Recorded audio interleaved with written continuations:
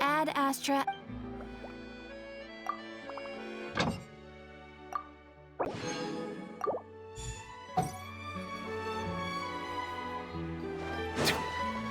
Huh?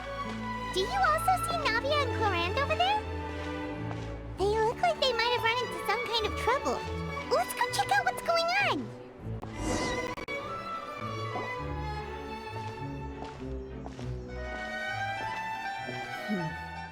Still no dice? Not at all. And I've asked pretty much everyone in the court of Fontaine already. Lynette's ears drooped as soon as she heard that we'd have to be out and about for days on end. And Fremine, he hid himself under his helmet as soon as he realized there'd be people around that he didn't know. What about Chiori and Charlotte? I feel like both of them would be more than up to it. I've asked them already, but they're both pretty busy right now. I just gave the members of the Spina a few days off, too, so I don't want to bother them either. This is getting pretty difficult. Navia, Clorinde, what's up? Oh my. Well, if it isn't my dear partners. How are you all doing? Huh. Navia? Huh?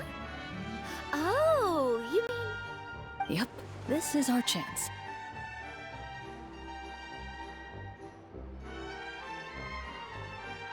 Do you need our help with something? Oh, precisely. My dear partners, we've got a huge problem right now that only you can solve. Whoa, for real? Absolutely. We've already exhausted all our other options. Traveler, Paimon, would you join us and play Marechaussee Hunter Judgment Day? Marechaussee what now? It's a new game script by the Tabletop Troupe, a local roleplay adventure club. Ever heard of the Tabletop Troupe? They put out games that allow you to participate in a story and roleplay characters with your friends. Oh, I've loved their stuff ever since I was a kid. That sounds super interesting. Clorinde and I are both veteran members of the club. Recently, someone came up with a new script and was looking for people to help playtest it for them.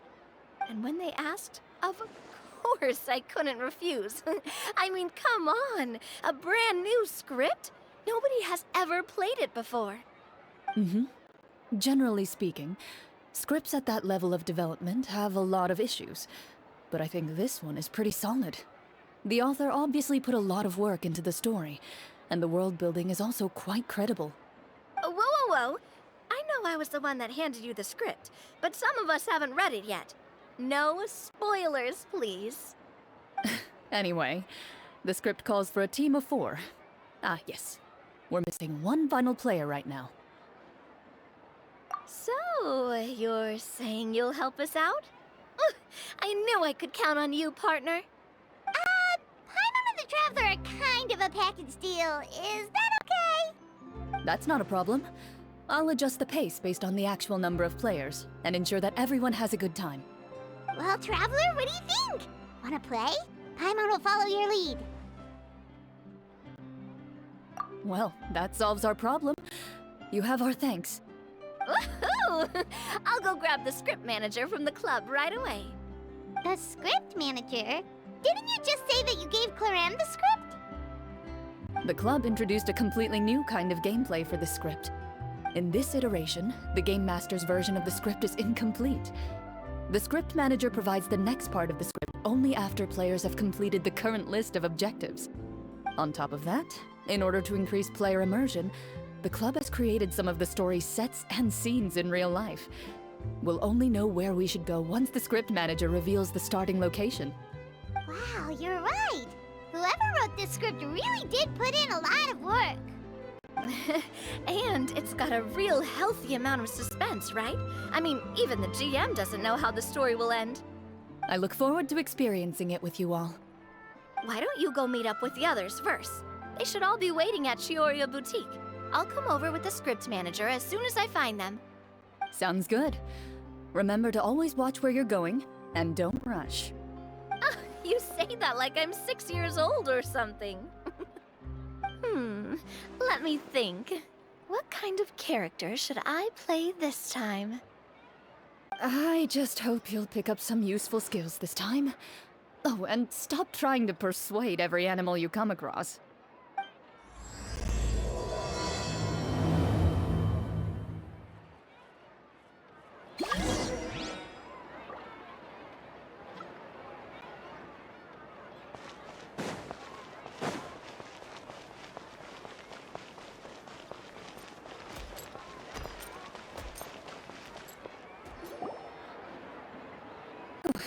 Sorry to keep you waiting.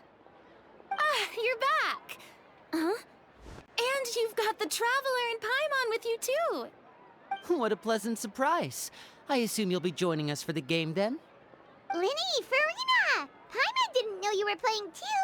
Are you also members of the tabletop troupe? I'm more of a casual member, if anything. I haven't taken part in many formal club activities. Lynette Fremine and I play something similar at the Hotel Bouffe Tété sometimes, but I'm usually the GM. Still, I'm sure it'll be fun being a player for the first time. I'm looking forward to it. Well, I'm not a member of the club at all. Clorinde simply woke me up first thing this morning, said there was a good script worth experiencing, and asked if I wanted in. If you're interested, I can give you a referral. That should give you a 40% discount on membership fees. I think I'll wait to see how this experience plays out first, especially when it comes to the quality of the script. If it's sufficiently fun, then I'll join. Do you participate in a lot of tabletop troupe activities, Clorinde? You could say that. She's actually one of the few senior game masters of the troupe. Ah, right. I knew about that even when she was still my subordinate. It's nothing. Really, just a small hobby of mine. Wow. Paimon's so used to seeing you be all upstanding and intimidating as the champion duelist. It's kind of hard to imagine you role-playing with a bunch of friends. Surely you jest. I would never intentionally make things difficult for my players. I maintain a clear boundary between my professional and personal lives. The me you see at court represents the law and order of Fontaine. I put all personal feelings to the side and grant a fair duel to all who seek to defend their honor. But in my personal life, I'm just an ordinary person. Someone who feels anger and sadness, just like everyone else. Well, you say that, but for all the time I've known you, I don't think I've ever seen you cry. I've seen you get angry, sure, but now I'm wondering whether you were actually mad or if it just looked that way from the outside. I was probably in work mode during those times. Is that so? Well, in any case, I just feel like even in your personal life, you don't get emotional very often. So you want to see me cry? That might be a little difficult. A show of anger, though, that might be something I could accomplish. No, that's not what I meant.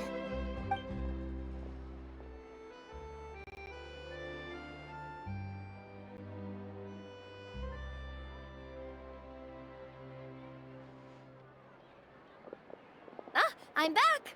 Here, allow me to introduce you to the script manager, Mr. Florian. Pleasure to meet you all. Hello? Wait, are you a champion duelist too, Mr. Florian? Oh, no. This is just the costume provided by the club. I occasionally play a few of the roles in my scripts. That sounds like a lot of work. It's nothing. It's the least we can do to give the players a more immersive experience. Anyway, allow me to give you a brief introduction of the script. This script was adapted from the real history of the Marashose hunters. You all will play the role of hunters from a bygone era and resolve a series of events unfolding in the capital. Paimon's not super familiar with the history of the Marashose hunters. Is that a problem? Oh, no problem at all. I can give you a brief rundown. So, basically, Marashose hunters were people who dedicated themselves to hunting monsters and protecting the city by using a special swordsmanship technique passed down over generations. Their story can be traced back to the ancient Remurian dynasty, as well as the first hunter, Cassiodor. But I'll leave the finer details for you to seek out and discover later. Mm-hmm. And I'll provide additional commentary as the story progresses. In that case, brave hunters, are you ready to set out on an unknown adventure? Whoa, just one sentence and it's like we're in the story already! Aha, I see many a determined gaze before me. Very well, head over to this location and begin your heroic journey. So, as we follow the story, it leads us to specific scenes? Ooh, sounds pretty innovative. What does the message in the envelope say? It's the exact location of the scene, as well as the formal permission to use the venue. Huh, seems like they have everything prepared. Please check all your belongings, everyone, and make sure you haven't forgotten anything. Once you're ready, please follow me to the designated location. Sounds good. Hunter Squad, move out!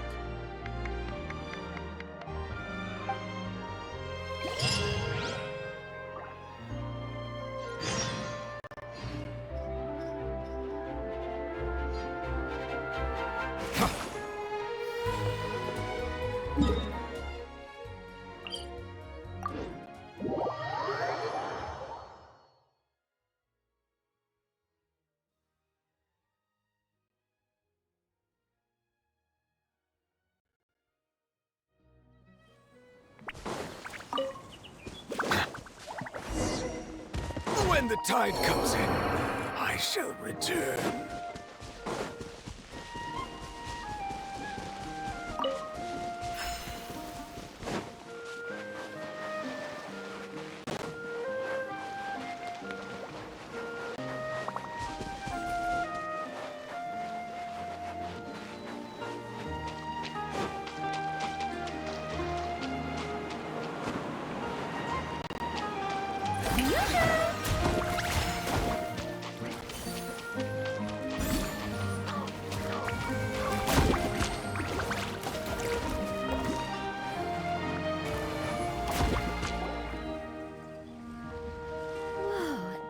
They really have thought of everything.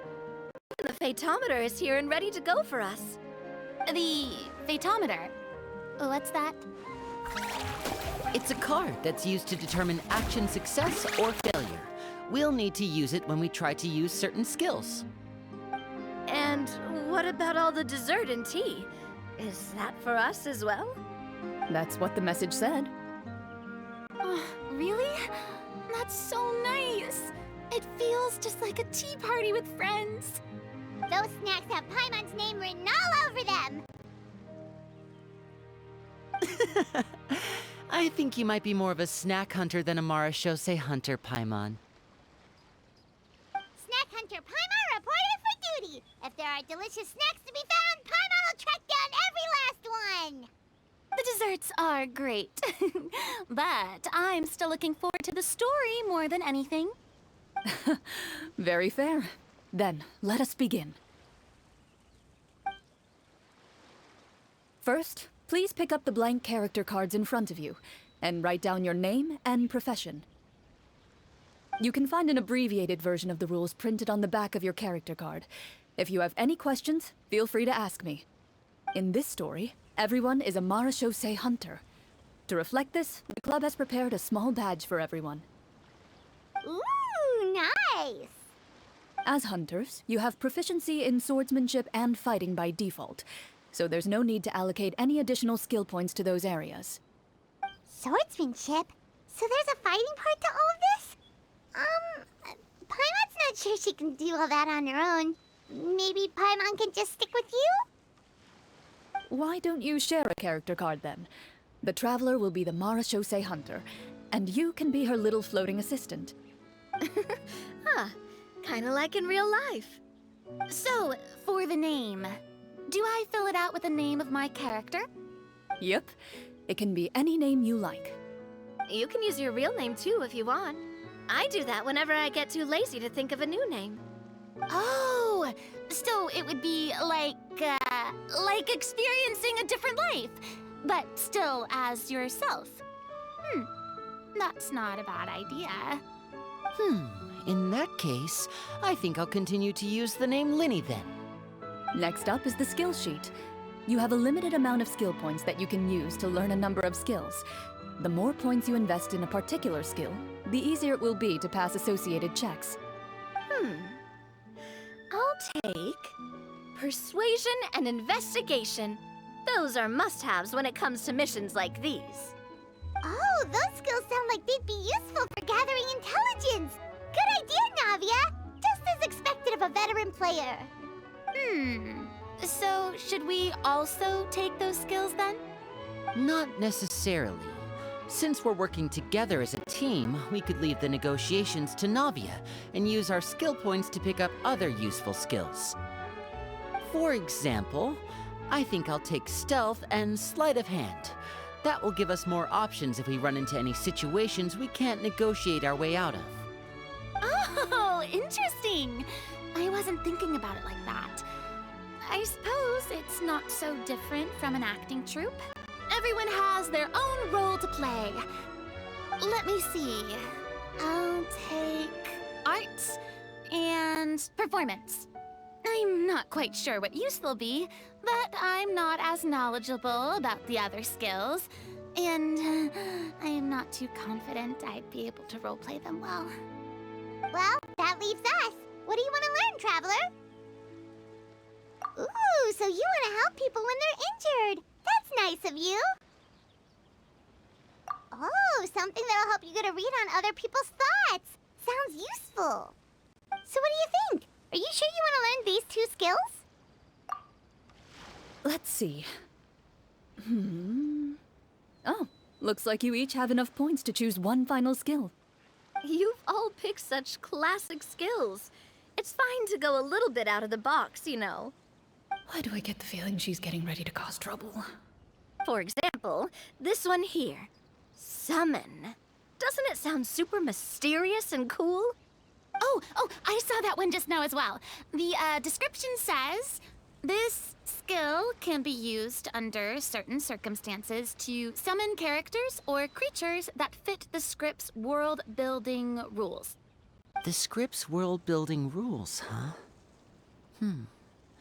But how are we supposed to know what a Marachose Hunter can summon? Oh, that's not for us to worry about, my friend. Just learn the skills that interest you, and the GM will take care of the rest. All right, you've convinced Paimon. Let's learn summon then. Paimon can't wait to see what kind of thing shows up. Well, now that everyone's more or less finished creating their characters, we can begin. Since two of our players are doing this for the first time, though, let me ask. Would you like to play on easy mode or authentic mode? What's the difference between the two? Well, in role-playing games, the story sometimes changes based on the decisions of the players and the results of the Fatometer. For example, if you fail a check, that means you cannot use the target skill in that scenario. A critical failure may even result in further negative consequences. If you choose to play in authentic mode, every time you elect to use a skill, you'll need to use the Fatometer to see whether you succeed or fail, and face any consequences that may follow. If you choose easy mode instead, every check will be successful by default, and you won't have to worry about luck playing a factor.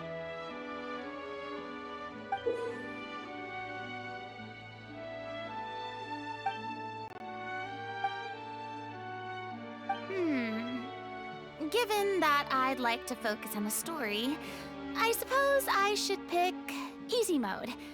I'd feel bad if I brought the team down by failing my checks. Huh?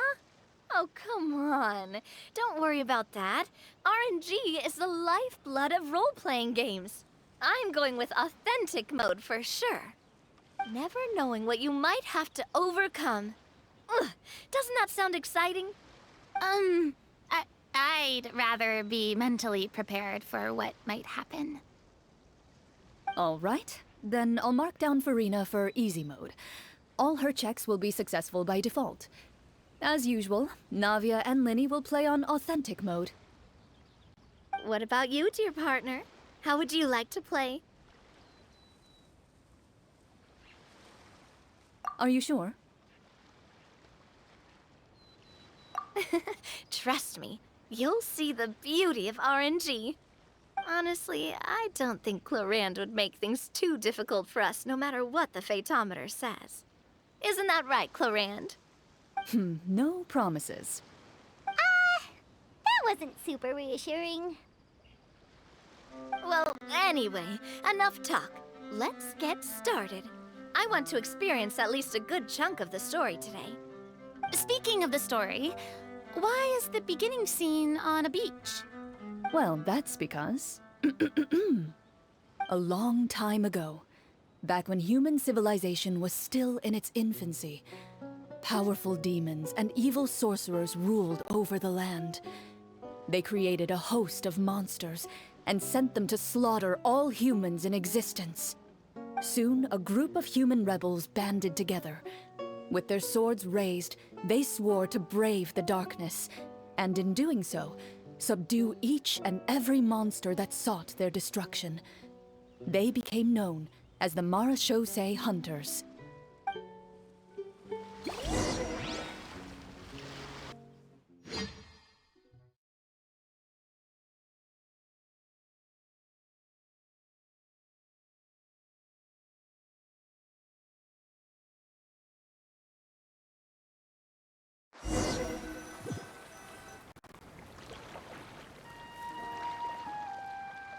Sometime later, as a member of the Marachose Hunters, you receive a commission. Following the address provided on the message, you take a boat and arrive at this strange city. As you inhale, you can taste the slightly salty air of the docks as you begin to survey your surroundings. There aren't many people in the vicinity, but you do take note of a few others who, like you, seem to be sizing up this place. Your eyes meet, and you realize these people are fellow Marachose hunters, likely led to this location after receiving the same commission as you. You're all Marachose hunters too, right? Allow me to introduce myself. The name's Navia, monster hunter by trade and helpful neighborhood businesswoman on the side. What say you to traveling together? We can help each other out on the road. Okay, count me in. My name is Linny. I've been wandering since I was little and picked up a few less than legal tricks along the way. I was adopted by a Marachose hunter and later chose to follow in his footsteps.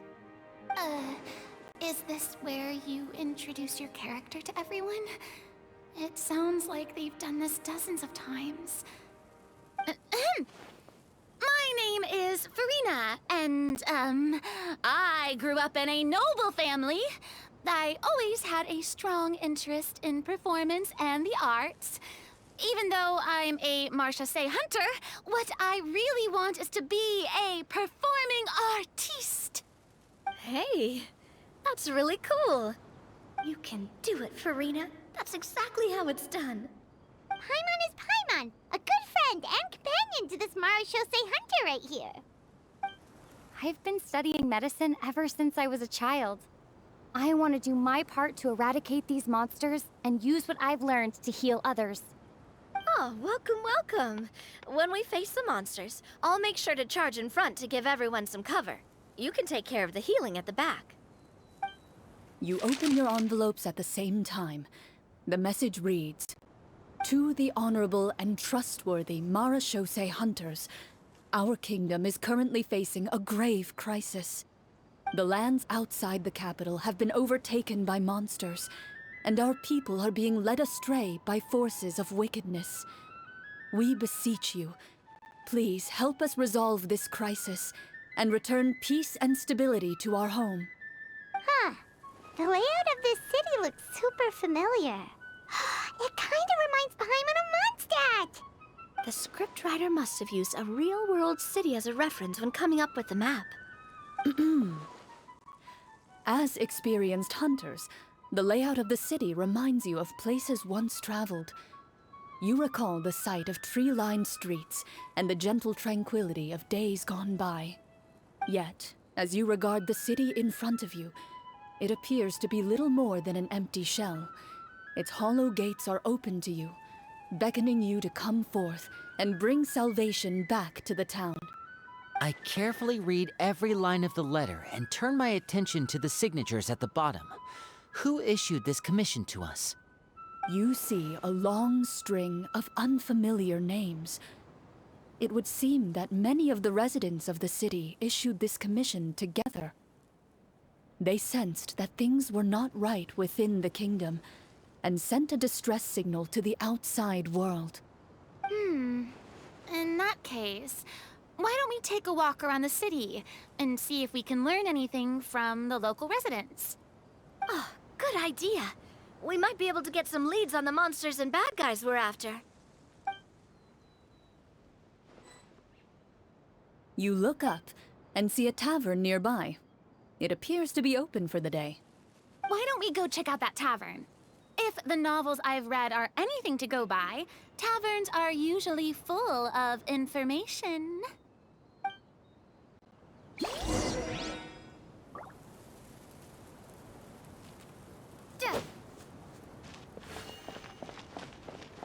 As you approach the tavern, you find a plainly dressed woman standing nearby.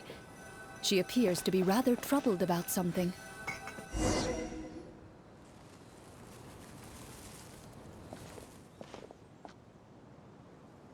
Greetings, friend. Lovely weather we're having today, don't you think? Oh, hello. I suppose you're right. The weather today is quite lovely. If only those monsters out there would stop causing trouble. It seems like every character included in the script has a certain amount of useful information to offer. If we keep asking questions, we might be able to get some good leads. Oh, come now, don't be sad. Life is all about optimism. Oh, that reminds me. What did you have for breakfast this morning? Huh? I don't think that's the kind of question we're supposed to ask. Nothing turns a frown upside down like good food. How about some macarons? I could make you some. You didn't even take cooking as one of your skill proficiencies. That's not necessary, miss. Excuse me for saying this, but you don't really look like a chef. Besides, I'm not really a fan of sweets. So you're someone who barely smiles and doesn't like sweets. You're really starting to remind me of this one friend of mine. Hey! Did she just... me? Clorinde must have broke character for a second. This isn't getting us anywhere. Traveler, maybe you can think of something.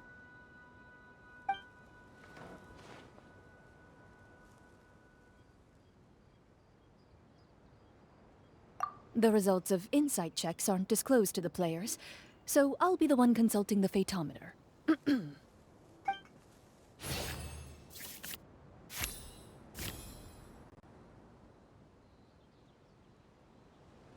You recall all the lessons you've learned in your time and begin to carefully observe the woman's mannerisms. You notice that when she's quiet, she has an empty look in her eyes, as if her thoughts have drifted to a place far, far away. And when she speaks, she often subconsciously reaches out to touch the ring on her left hand.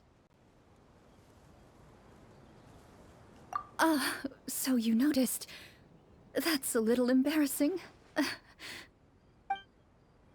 A horde of monsters suddenly appeared near the capital recently, so all the guards were dispatched to fight them.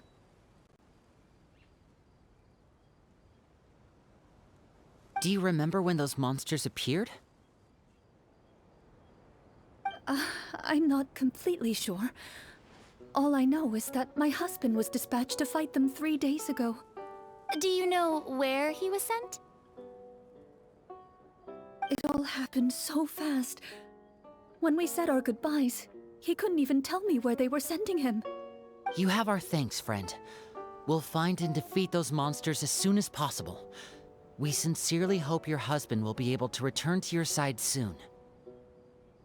Oh, thank you. Don't worry. We'll find him. Just try to remain optimistic and wait for good news. We don't always get to choose what happens to us.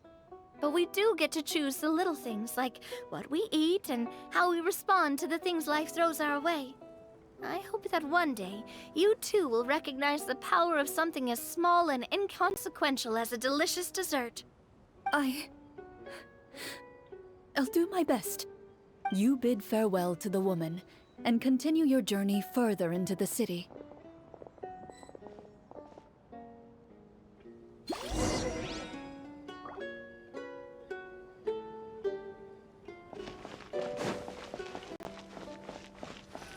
As you venture further into the city, the streets appear largely empty.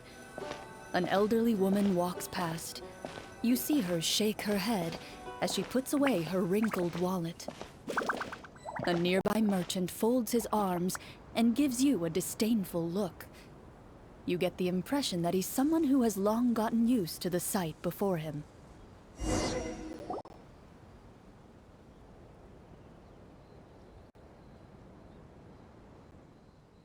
Although he doesn't seem very friendly, merchants are usually a good source of information, right? Pardon me, sir. I'd like to ask a question if I may. That depends. How much are you willing to pay? How about this much? What do you take me for? Some lowly beggar? You can't even buy half an onion with that amount. Surely an onion can't be that expensive, right? What do you know? War is nearly upon us. Everything costs several times what it did before. If you're not gonna buy anything, then scram. Whoa, what a nasty guy. Maybe we shouldn't even bother talking to him. But he still might have information we need. Traveler, can you think of something? A performance? I've never played a role-playing game like this before, but even I can tell that suggestion is pretty far-fetched. Is a performance check really going to help here? All right. Ahem. By the harbor's grace, a lone boat lies in rest. Let the moon give chase, for here begins our quest. In the dark of shadow, our heroes seek to find where creatures born of evil weave their grand design. Blocked the road does stand, such is our hunter's plight. Yet with sword and courage in hand, they march forth to pierce the night.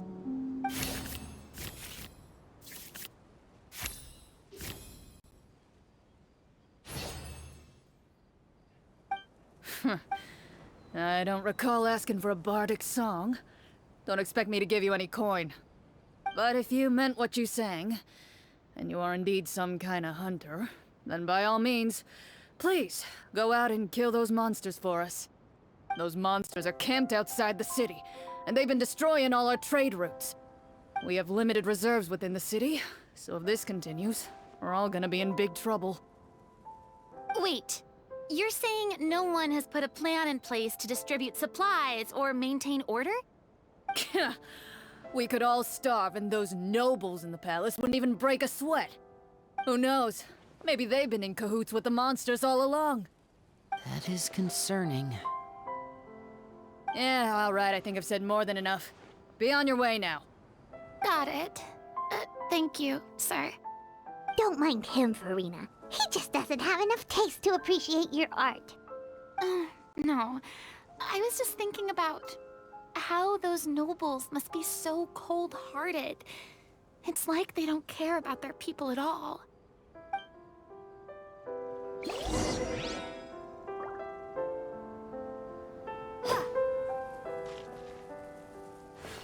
Should we try to go somewhere with more people? Oh, how about the city square? Follow me.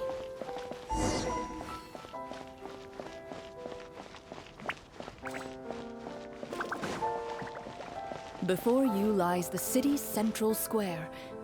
You see a man with a slightly anxious look on his face, pacing back and forth, his head hanging low. He doesn't seem to notice your approach. Still immersed in his own thoughts, he shakes his head and lets out a long sigh. This guy seems promising enough. Maybe I can get some information out of him. Hello, sir. Is there anything I can do to help you? Wait, you're... I'm... Oh, dear goodness! You're a Marashose hunter! You recognize us? Ah, are you one of the people who wrote the commission letter? Yes, yes! Oh, I didn't expect you to actually come! Oh, what great news! The city is saved! What happened here? Alas, we once lived comfortable, carefree lives. This city used to be free of monsters. The first Marashose hunter, Casiodor, the Golden Hunter, he was the one who drove them back. However, monsters have once again surrounded the city. Perhaps the seal that kept them at bay has lost its power. Or perhaps an evil sorcerer has been meddling in our affairs. All I know for sure is that their return has stripped the city of any chance at peace. Are there not enough soldiers to drive them out? It's not a question of numbers. The guards simply have no idea how to deal with them. Most people my age have never even seen one of the monsters, much less been trained to fight against them. What's worse, many of us don't even know the history of the Marashose hunters anymore. When I was a child, though, my grandfather would tell me stories about how the Marashose hunters drove back the monsters. So, on the off chance that something might come of it, I decided to reach out to you. To be perfectly honest, I was starting to think all those stories were just tall tales. But now that I've seen you in person, I finally know that it was true! Well, you can rest easy, friend. The righteous and formidable Marashose hunters are on the case. The man is touched by your determination and resolve. His eyes begin to well with tears of relief. Still, if we are going to hunt the monsters, we need to know where to find them. Can you give us any leads? All I know is that the area outside the city is dangerous. I'm afraid I can't point you toward a specific location. Oh, although, if you leave the capital through the main gate and follow the road, you should run into a group of guards. They might know more about where to find the monsters. I see. We'll go look for them then. All right, be careful. Oh, and one last thing. The monsters outside the city are just part of the problem. There are evil sorcerers inside the city as well, so be on your guard. They're actively working with the monsters, and have corrupted the court ministers with malicious magic. They're the reason why, even inside the city, everything has been a giant mess. Even one of our kindest ministers has turned into a boorish and unreasonable figure, interested in nothing but enacting laws that exploit the people. Who knows how much longer we'll be able to go on like this. Talk about being stuck between a rock and a hard place. I feel bad for him. Maybe we should try to cheer him up? Huh? Like, now? Is this really the right time?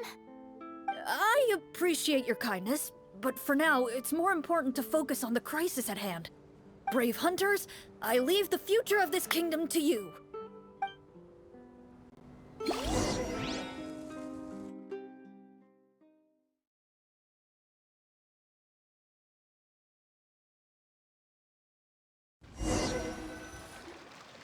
I understood correctly. There are currently 2 problems in the kingdom that need solving, right? Exactly. We need to defeat the monsters outside the city and take down the evil sorcerer stirring up trouble from within. But which problem should we tackle first? Well, this seems like a good moment for a break. Take some time and discuss what you want to do. Let me know when you've made your decision. I really didn't expect the people in the city to keep us at arm's length like that. I totally thought the hunters would be treated like heroes. Well, Clorinde said the script took cues from the real history of Fontaine, right? Maybe the real-life Marashose hunters were also treated like that. I wouldn't say it's a perfect representation of history, but there are definitely some similarities. Would you like to hear more about it? Sure. As long as it doesn't spoil anything in the script. You brought up bits and pieces of the hunter's history before, but it was all in passing. Paimon wants to know too! The hunters were super powerful, right? Were they all from a special line of supernatural beings or something? Kinda like the yokai in Inazuma? No. All Marashose hunters were ordinary mortal fighters. The only thing that set them apart were the special sword techniques passed down over the centuries. Huh? So you mean anyone could become a Marashose hunter? In theory, yes. All you would need to do is survive the rigorous training and master the swordsmanship techniques required to fight the monsters. Still, most people dropped out at the early stages, and others called it quits the minute they saw a monster in person. To become a hunter, you must be strong in both body and mind. What kind of monsters did the hunters fight exactly? Oh, and the evil sorcerer the script mentions. Did they exist in real life too? The land of Fontaine once played host to an ancient dynasty known as Remuria. After that dynasty fell, monsters began to appear, intent on obstructing humans from establishing a new social order. One of the ancient sorcerers of Remuria used his power to assemble a formidable army of golems. He sought to use that force to establish himself as king. Now wait a second. Don't tell me that guy was the inspiration for the evil sorcerer in the script. We still haven't found any in-game information on him yet. So, why don't you talk about someone else for now? Well, I wasn't planning on going into anything you might be able to find out in the game. But if you want me to talk about something else, then... How about Casiodor, the Golden Hunter? Or Egeria, the ex-Hydro Archon? Wait, but those people are all from a super long time ago. Where did you learn all this, Clorinde? From my master. Huh. By master, you mean Miss Petronia? Is someone you know? Absolutely. Miss Petronia and my father were good friends. Back in the day, she would often bring Clorinde over to play, but then... Let's not get off topic. Anyway, back to what I was saying. Responding to Egeria's call, a number of warriors followed Casiodor into battle against the monsters. This group of warriors, under Casiodor's leadership, became known as the Marashose Hunters. Yet, as Fontaine entered an era of peace, their work gradually became obsolete. The Marashose Phantom, originally an association made up of hunters, eventually came to be predominantly comprised of Melusines.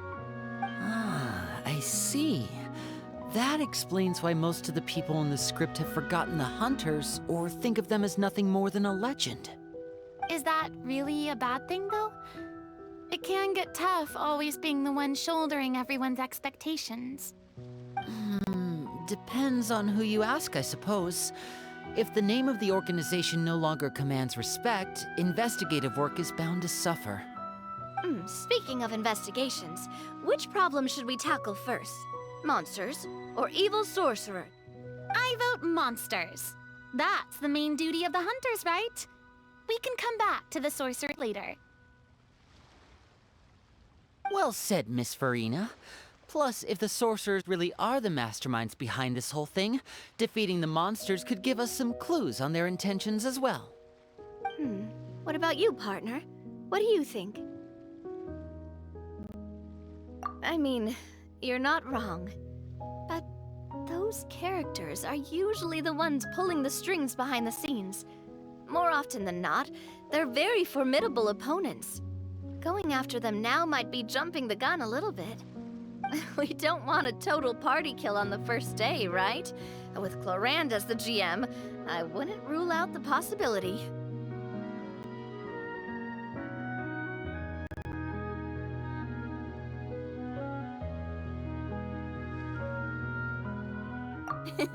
Then it's settled.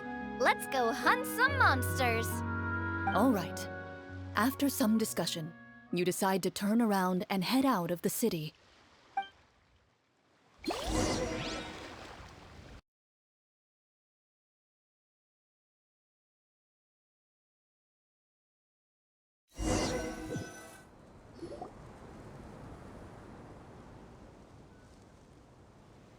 Let's take a look around, like that guy said.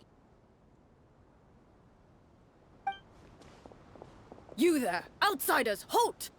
Who's there? An armored man approaches you. He has a tall, muscular build and a determined expression in his eyes. Just one look, and you can tell he's fought in his fair share of battles. Although he's trying his best to conceal his current state, his uneven gait and the sweat dripping down his forehead make it obvious that he's been wounded and is in serious pain. I'm the captain of the guard. I saw you sneaking around the city earlier, so I'll only ask this once. State your purpose, or it's off to the dungeons for the lot of you. Wow, it's been a while since someone's been this suspicious of us. I said talk, not whisper between yourselves. Have you ever heard of the Marchese Hunters? Marachose hunters? Ha! That fairy tale, you mean? What, you expect me to believe you're one of them?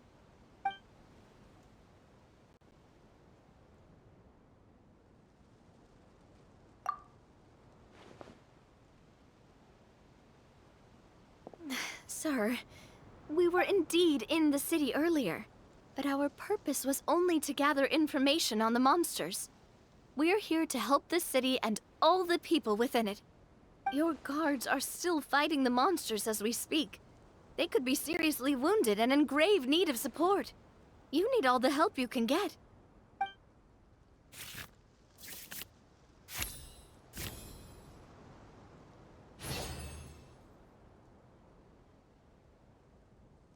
The man regards you with doubt and concern. After a period of inner struggle, he lets out a long sigh and informs you of the locations where the monsters have appeared. Those monsters aren't easy to deal with, but if you insist on going, I won't stop you either.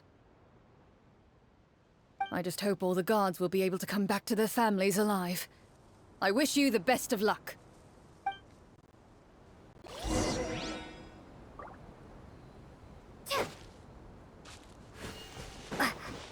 Based on what the captain said, the monster should be right up ahead. Let's go. Hopefully we're not too late. As you approach the battlefield, you see numerous people lying by the side of the road. They appear to be dressed like guards. Their faces are filled with desperation and terror. Some are screaming and cursing in vain, as if still trying to banish the monstrosities they saw from their minds.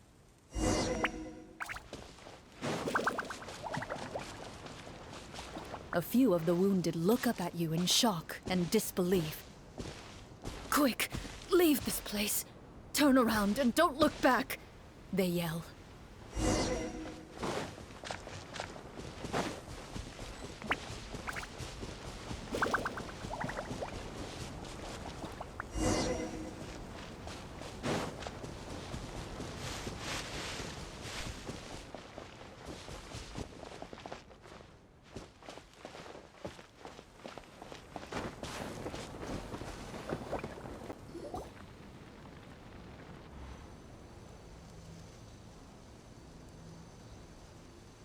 This is the place he mentioned, right? You see broken iron swords scattered all around you, and downed trees riddled with terrifying claw marks. All the signs point to one thing. A truly devastating battle just took place here. Be on your guard, everyone. The monsters might still be around. Before you can finish your sentence, you hear rustling sounds from the surrounding bushes. The monsters have emerged. They close in on you without fear.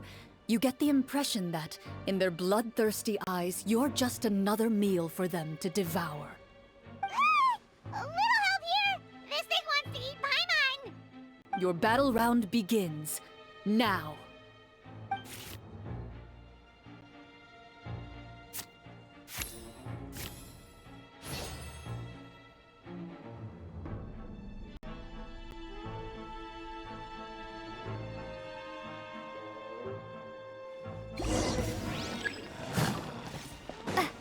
Bombs away!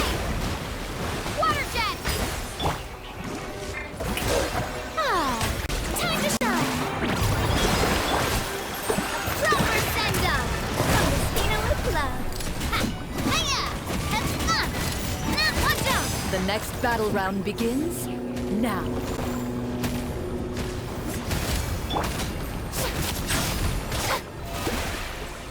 A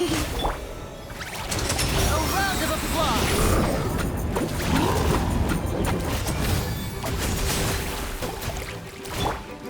Coming at ya! Coming at ya! Water jet! The monsters let out a terrifying roar of anger and resentment before dissipating into thin air. Oh, thank goodness it's over. We're lucky the Marashose Hunter class came with all those preset skill points. Otherwise, we would have been in some real trouble. I never knew the photometer even determines the amount of damage you inflict. If you get unlucky, isn't it just game over right then and there? That's part of the fun. The uncertainty of fate is what gives these games their appeal. Just as you begin to celebrate your victory, a suspicious lump on the ground catches your attention. A suspicious lump. Wait, could it be the thing that appears after every battle? I walk up to it, crouch down, and begin to carefully examine it. I've still got my right glove on, so it should be fine for me to touch it, right? As you investigate the mound, you discover that the exposed portion appears to be made of wood. It was previously obscured by the large form of the monsters. With the monsters gone, the small protrusion now awaits your discovery, poking out of the ground like a shy flower bud. Whoa, it's a treasure chest!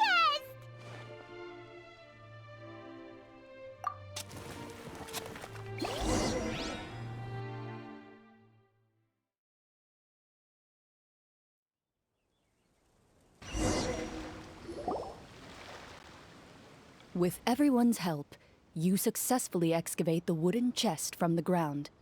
Even without opening it, you can tell from the mora and jewels scattered around the chest that it must contain quite the fortune. Makes sense. We worked hard for this. Let's open it and we can share what's inside! I can understand your excitement, Paimon, but think about it. Doesn't it seem like there are people out there who need this treasure more than us? Yeah. Think about all the people suffering in the capital. Or all those guards who got hurt fighting the monsters. Wouldn't it be better if we gave the treasure to them? Wait, is that how it works? Paimon thought since we were the ones to dig it up, we could just take it for ourselves. Well, let's put it this way. Any decision you make during a role-playing game can impact the future course of the story. But would the people really believe us? It's hard enough for us to prove we're Marashose hunters. What if they think we procured the treasure illegally? They might get even more suspicious of us. That's definitely something we should consider. Maybe we can come up with an explanation in advance. Well, if donating it could cause that much trouble, why don't we use it to buy some gear and fill up on good food? Then we'll be ready to fight even more bad guys.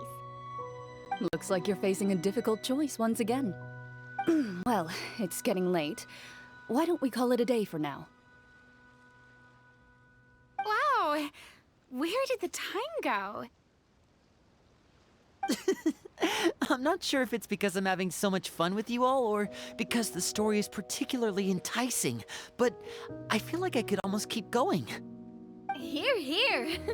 Ooh, how about we play through the night? I'm not sure I'll have enough energy for that. Yeah, that won't work for me either. Lynette will give me an earful if I get home too late. I understand how you feel, Navia, but we have to change venues for the next part of the story anyway. Huh? Another location? Mm-hmm. There's a special note for the GM at the end of this section that says to proceed to an indoor set for the next part of the script. Whoa, they really pulled out all the stops for this new script. Well, even if we end the game for the day, we can still stay a little longer and hear Clorinde finish her story, right? Paimon wants to hear more about the history of the Hunters. Something tells me you just want to finish the free desserts before we break for the day. That's just a coincidence, okay? Besides, to Paimon, not finishing free food feels even worse than having to buy her own. And anyway, Paimon really does want to hear more about Clorinde's master. Well, It's nothing. I appreciate the concern, but it's all in the past. It won't do any harm to share these things now.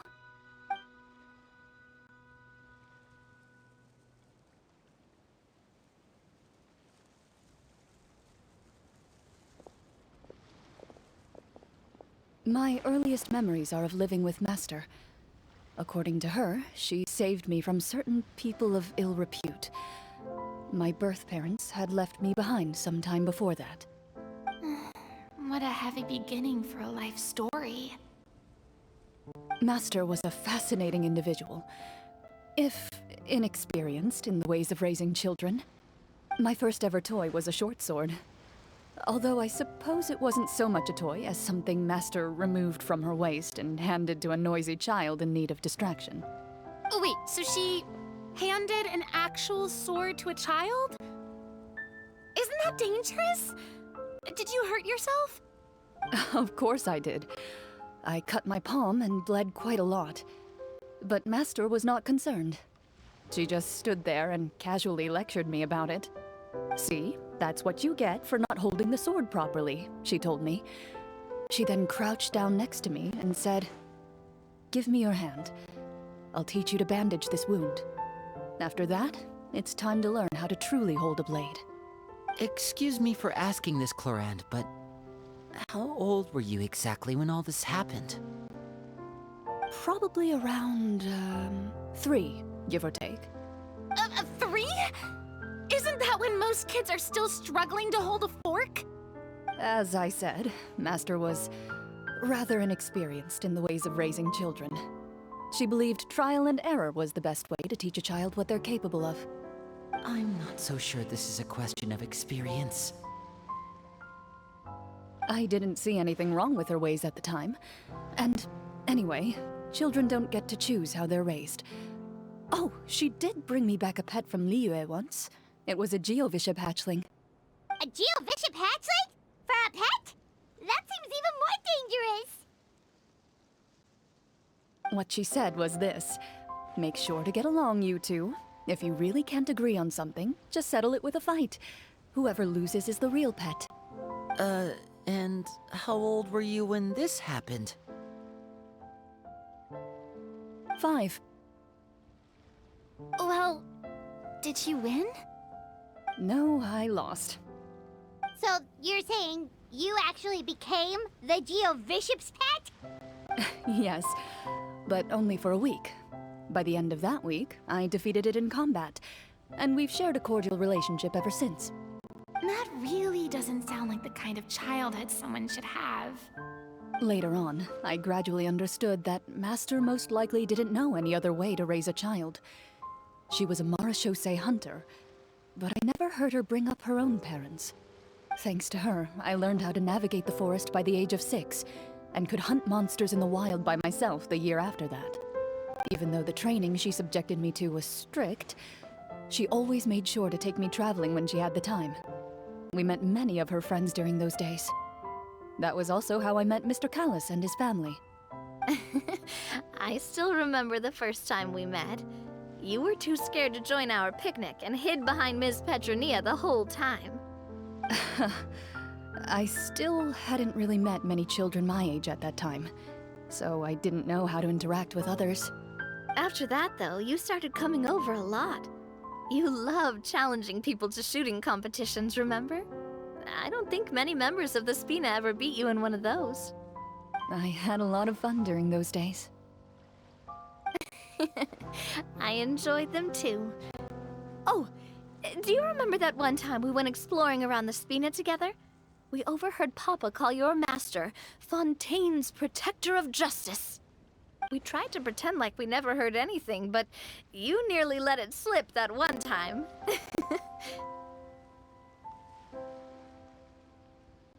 Protector of Justice? Oh, wait, you mean that vigilante hero from 20 years ago? The one who is always active at night? Yep, that would be her. She often would put on a black cloak and go out at night. I never knew where she went or what she was doing. Until, like Navia said, we overheard the truth from Mr. Callis that night. 20 years ago, huh? I still remember the guards leaving all kinds of witness reports about her on Nervalette's desk. My apologies. Oh, there's no need to apologize. You had nothing to do with it. And anyway, everything she did was for a good cause. Although, calling herself the Protector of Order was a bit much. Especially when she deliberately operated outside the law. Huh? When did the Protector of Justice become the Protector of Order?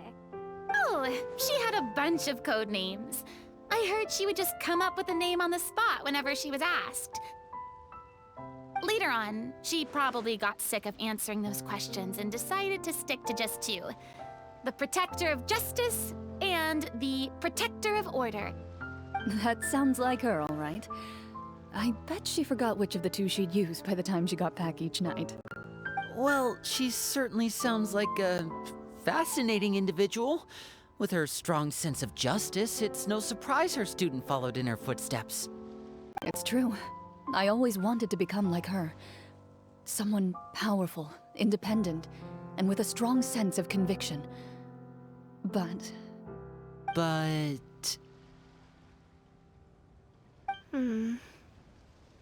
She suddenly disappeared the night I turned 10 years old. Disappeared?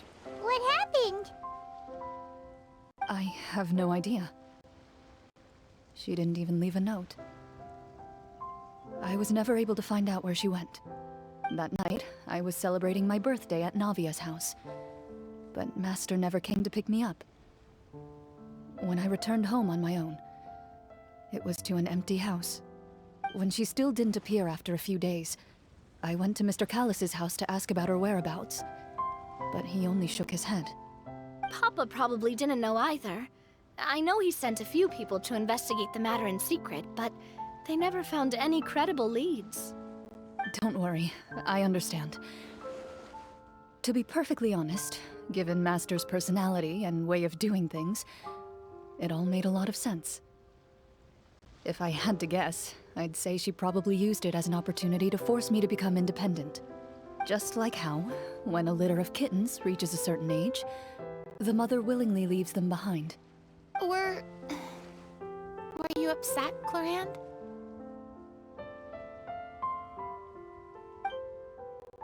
I was at first, but not anymore. I don't believe Master would suddenly disappear for no reason. There must have been something she just had to do. Well, despite everything, you still managed to follow in her footsteps and become the greatest champion duelist in all of Fontaine. You're practically a living symbol of law and justice. I suspect my position would be far too by the books for her. Master always did whatever she pleased. But you're right. I suppose I do take after her in some ways. Who knew Clorinde had such an interesting past? I never had the chance to ask her about it before. And I wonder, if Clorinde's master were the champion duelist back then, would that duel against Mr. Callus have gone differently? Oh no. Judging by the atmosphere, Clorinde and Navia are probably thinking something similar. The mood just got super awkward all of a sudden. Well, anyway. Would you look at the time? It's getting dark, so we should probably call it a day for real this time. If we keep talking like this, we really will be here all night. I had a great time today, Miss Clorinde. Thank you for being our GM. Anytime. The script was good, but I've got to say, your childhood stories were even better.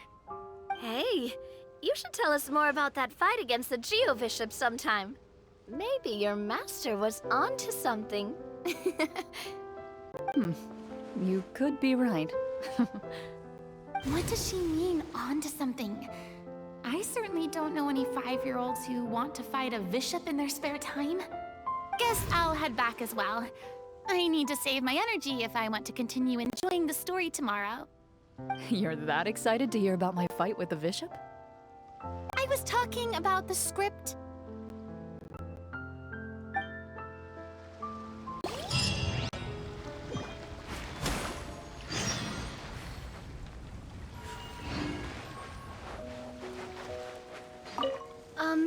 Just between the two of us, could you tell me what it was like to be the Geo-Bishop's pet?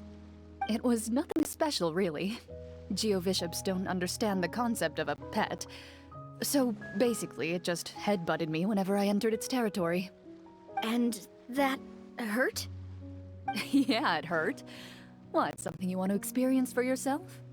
Oh, I'm good. Thanks.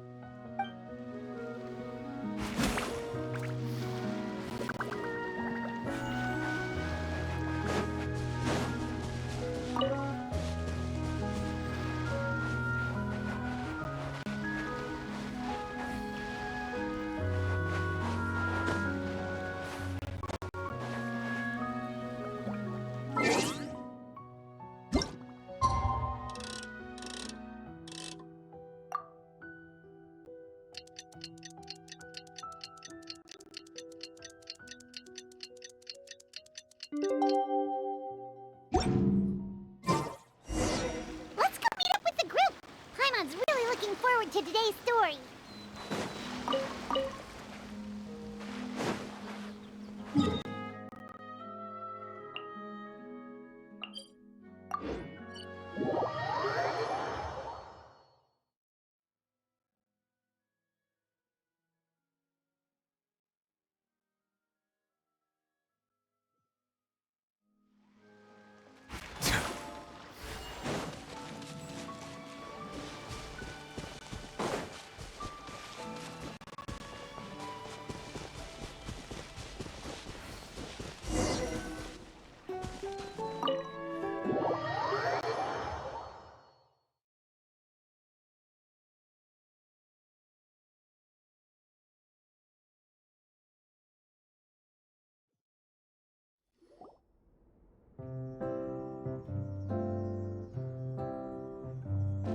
Looks like everyone's here. Now, before we begin, why don't we finish where we left off yesterday? There was an important decision to be made, yes? I'll pour everyone a cup of tea. Is that really the most important part, though, Clorinde? Paimon's more concerned about our current surroundings. Heavy walls, cold railings, dim lights. This is obviously supposed to be a prison. I admire the work put into the set. Still, it's obvious the scriptwriter has never paid a visit to the fortress of Meripede. So this set is going to be a part of the script? Unfortunately, that is something I can neither confirm nor deny. Anyone think Clorinde's smile is starting to look kinda scary? Well, whatever happens, we'll just have to push on. But first, we should really figure out what to do with this treasure. If we're worried about arousing suspicion because of our identity, why don't we give ourselves a different name, just like Clorinde's master did? Yeah, it might be better to keep a low profile. As long as we're helping people, it doesn't matter who we are or what we're called. Staring at me won't get you anywhere. Or did you want some more tea? Oh, Paimon's good. Thanks. Why aren't you saying anything, Navia? Wait, what's that next to you?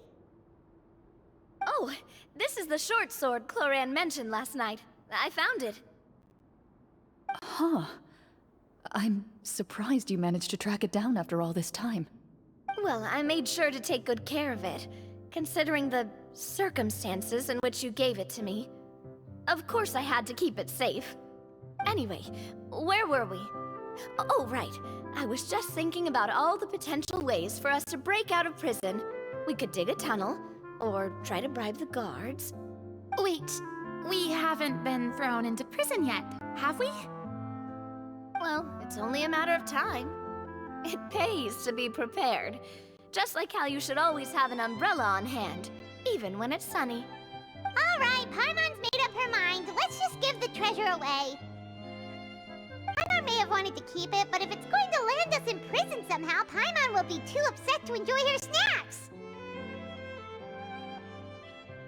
So, you reached an agreement? All right then, we can continue with the story. Oh, and we'll collect all the scattered pieces of treasure on the ground as well. All right.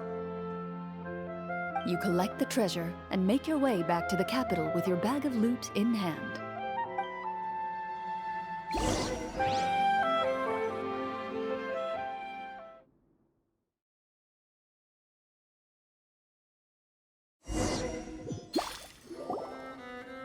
The city is still shrouded in a gloomy, oppressive atmosphere, but your spirits are surprisingly high. In places where sunlight struggles to reach, you generously share your wealth with the children, the elderly, and the poor in urgent need of help. Thank you, kind soul. The elderly woman's look of gratitude follows you as you walk away, her eyes never leaving your back until you move entirely out of sight. However, there's still quite a bit of Mora remaining. It appears you haven't made much progress. She's probably trying to tell us to speed this up. We need to hurry up so we can address the sorcerer problem. Should we go find that man again at the square? He seemed like a pretty responsible guy. I'm sure he knows the people here far better than us. Oh, good idea! Just as you start to make way to the square, intent on finding the man again, there's a voice.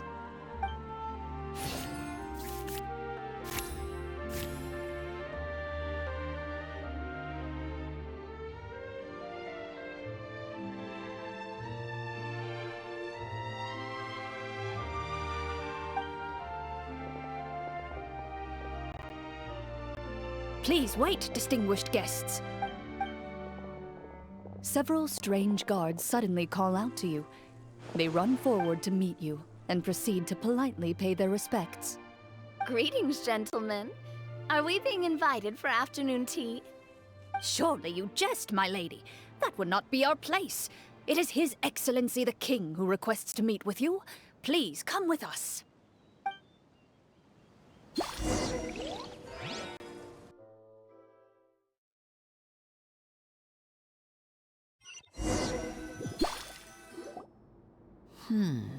Do you think this could be a trap?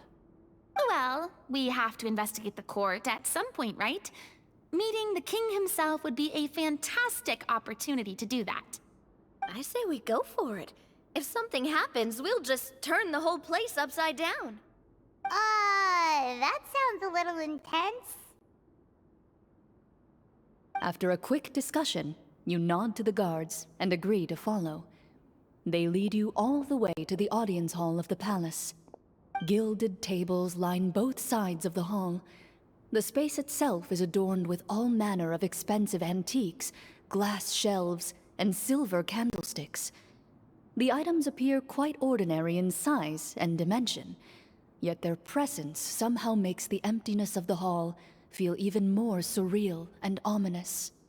Wow, it's so luxurious! The elderly king, clad in a magnificent robe, sits upon the deep crimson throne before you. He wears above his head a majestic crown, with a gemstone the size of a bird's egg set right at the very front. As you observe it, you see a complex pattern of light reflect off its surface. They're here, Your Majesty.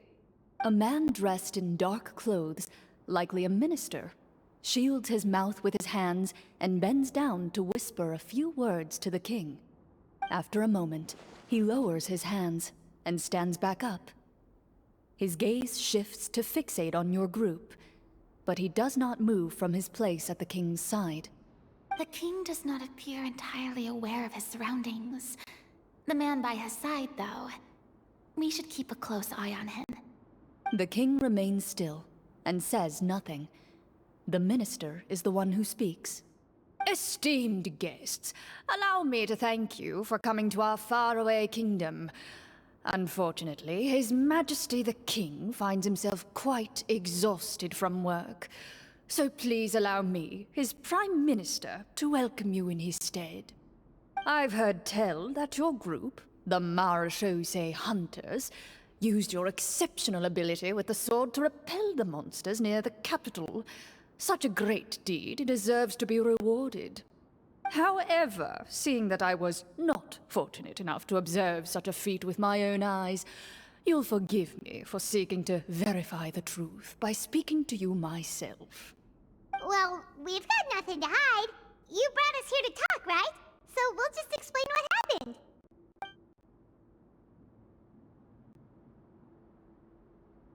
The golem's blades were so powerful, they could cut down trees in a single swipe! It took a lot of effort to defeat them, even for trained swordsmen like us. Well, that was enough details, right? Believe us now? Your account does indeed match those of the survivors. Since you were the ones who defeated the monsters, that must mean you are also in possession of the treasure they stole?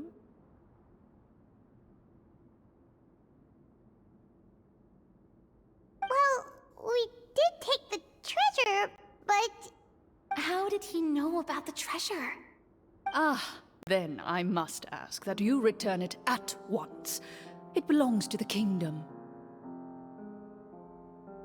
Wait, but didn't you just say that our great deed deserved a reward?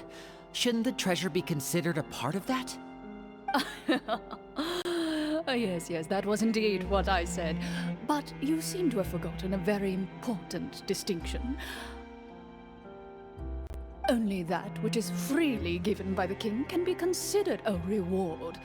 Taking the rightful wealth of a kingdom without said permission, on the other hand, is a crime. But that's completely unreasonable! Yeah, that makes no sense! If it weren't for us, the treasure would still be buried underground somewhere! Maybe so, yet the fact remains. You tried to dispose of the treasure without reporting it to the court and without receiving permission, yes? What, no answer? Surely you're not insinuating that you, a group of legendary Marechaussee hunters, sought to take the treasure for yourselves? Well, what about the king? Is he just gonna let this guy talk for him the whole time? Clad in his magnificent robe, the king remains seated, with his hands resting on either side of the throne. His posture is rigid and unmoving. He stares forward with an empty look in his eyes, completely unmoved by the events before him. From the look of things, could the Prime Minister be the evil sorcerer? Or could both the King and the Prime Minister have fallen under the evil sorcerer's control? I would like to observe the number of guards stationed in the hall. The guards in the palace appear fully armed, their expressions solemn. Sensing the tense atmosphere in the room, they stand at the ready, each with a hand placed upon the hilt of their sword, as if prepared to draw their weapons and surround you at a moment's notice. Well, there goes my plan to turn the whole place upside down, I guess. It appears we've been visited by nothing more than a group of ill-intentioned imposters. What a pity. Guards, take them away and throw them in the dungeons. Before I decide your fate, however, I must first determine whether you have any accomplices outside the court. Can't we try to slip away? Or maybe start some kind of riot? But if we try to fight the guards right now... Don't worry. At least we figured out who's behind all this. Let's just play it by ear. If you're scared, Paimon, just hold my hand.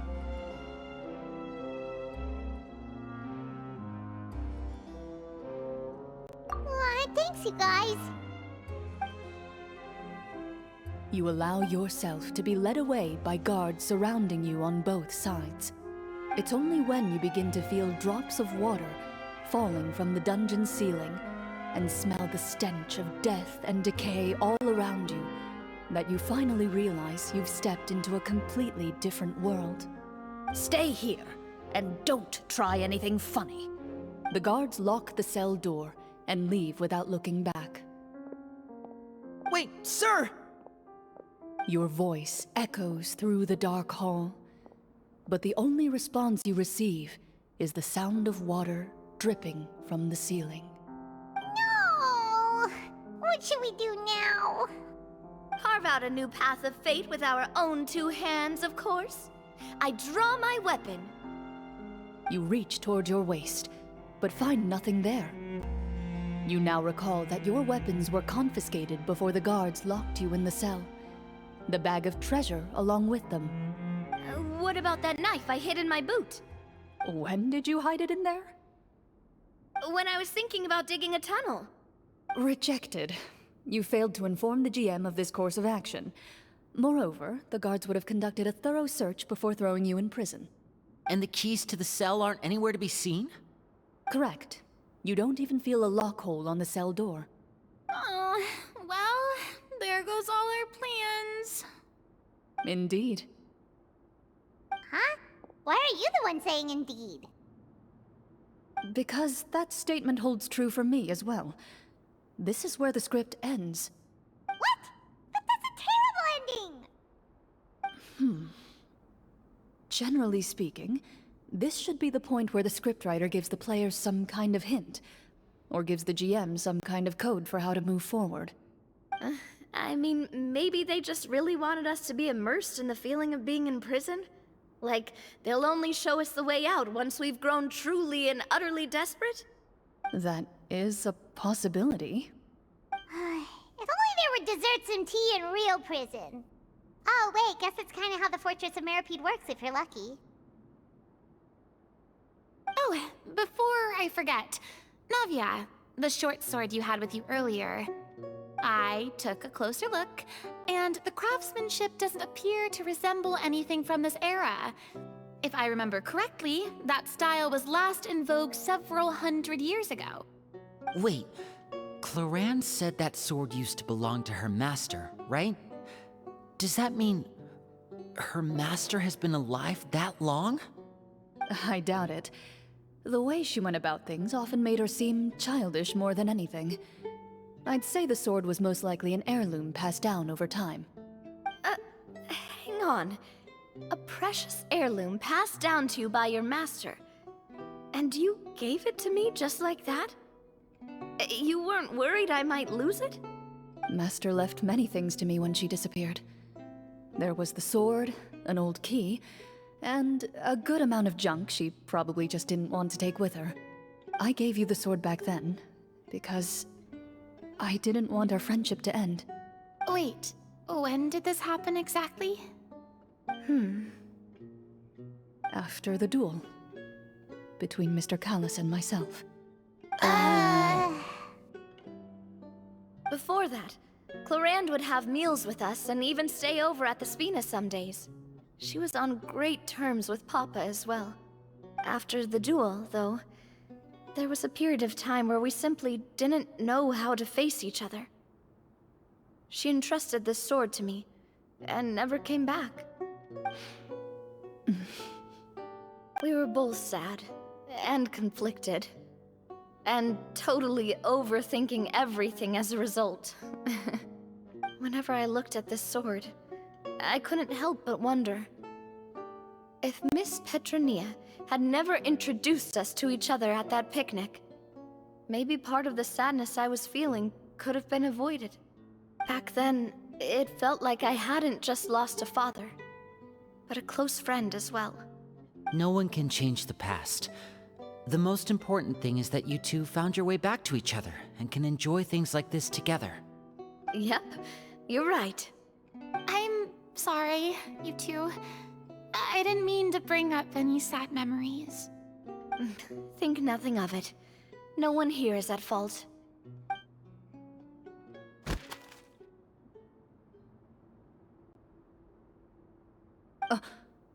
Huh?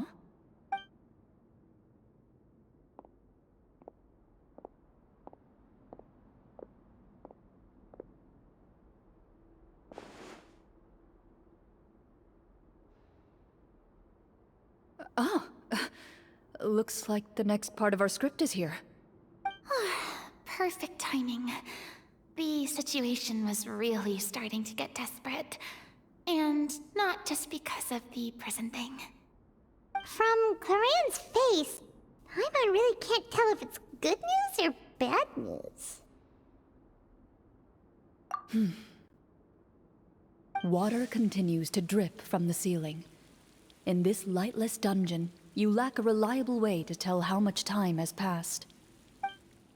Eventually, you get used to the unpleasant odor of straw, mold, and rust, and find yourselves alternating between fits of drowsiness and despair. Suddenly, you hear footsteps outside the door. Heads up, everyone. Someone's coming. Gather close, everyone, and keep your voice down.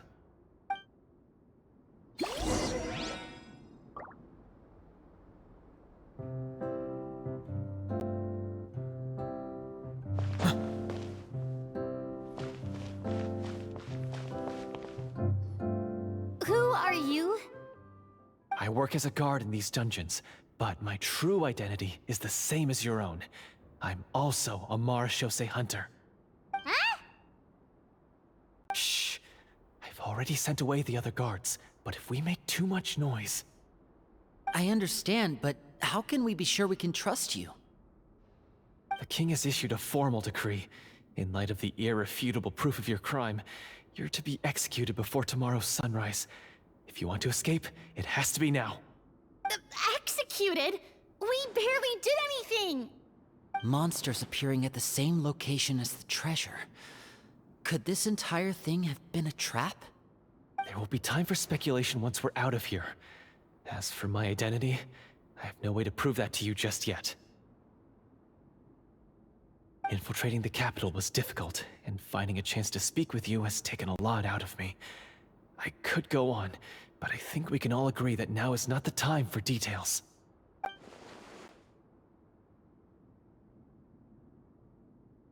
Have you seen our weapons anywhere, sir?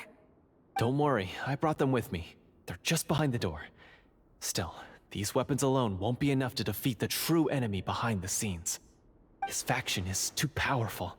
The guards are all under his control, and he's even stationed a number of golems in various rooms throughout the palace. To defeat him, you must find a secret vault. It is said that within that vault, the marechaussee hunters of the past left behind a treasure with the power to defeat the sorcerer. You're not coming with us? No, I'll remain in the dungeons to deal with the guards. I'll try my best to distract them so they don't go after you. As long as my identity is not revealed, I'll be able to aid you when the final battle comes. In that case, please stay safe. Thank you for your concern. I will do my utmost. As for the location of the vault, here, this map should lead you there.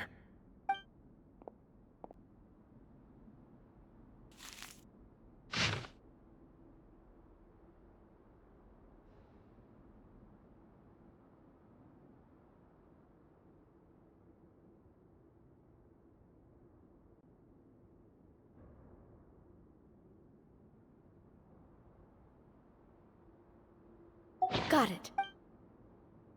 All right, once I open the door, remember to stick close and refrain from making any noise. I'll lead you out of here as quickly as possible. You now have the chance to restore the honor and legacy of the marechaussee hunters. So please, get out there and reclaim what's ours. And be sure to exercise caution. With the help of the guard, you successfully escape the dungeons.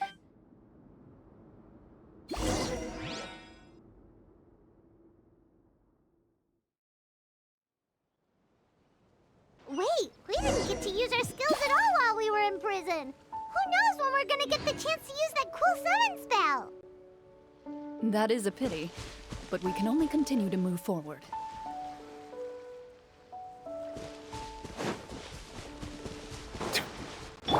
Mind the side effects. Strike a pose!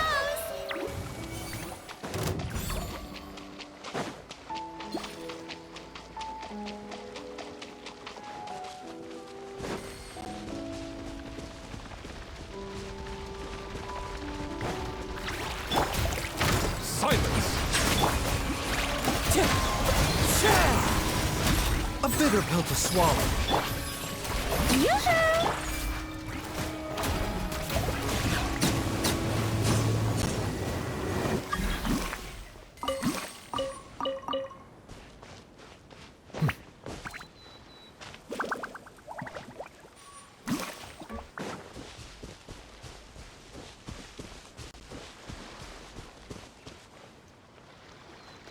This should be the place marked on the map. This bit of rock certainly looks suspicious.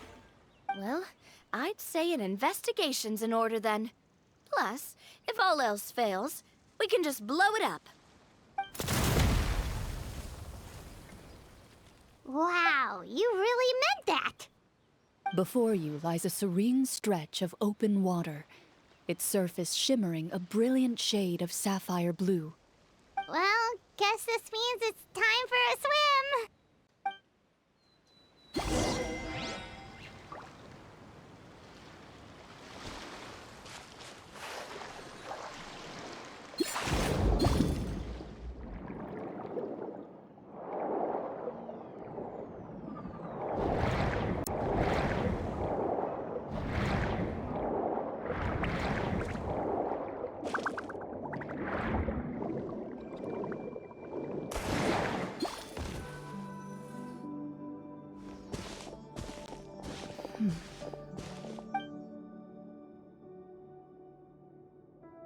What's the matter? It's nothing. As you step into the cave, you find yourself in an eerily quiet space. Before you lies a narrow passageway that appears to trail off endlessly into the distance.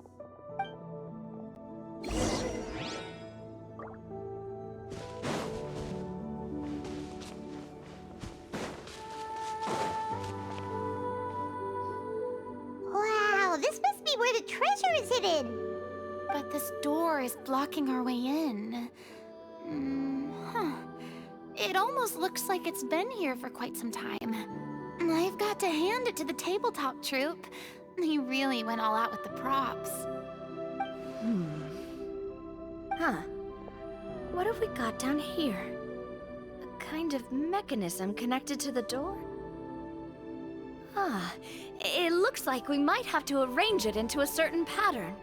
A pattern on a stone door. That's something Master mentioned before. Is something wrong, Clorinde? After a long, difficult journey, you finally arrive at the location indicated by your map. It appears to be an ancient site of some sort, where treasure likely awaits.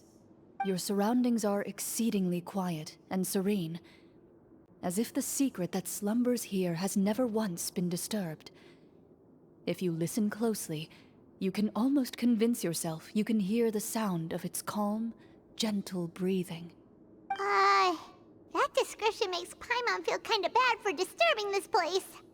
We're doing this for the sake of the people, to free them from the evil sorcerer. I say it's time for this treasure to once again see the light of day. Linny's right. We need to keep going. The future of the kingdom depends on it. The next part of the story requires us to solve the puzzle, right? Let's start exploring the area. Yes, that should be fine. Something feels off about all this. Guess I'll just have to improvise.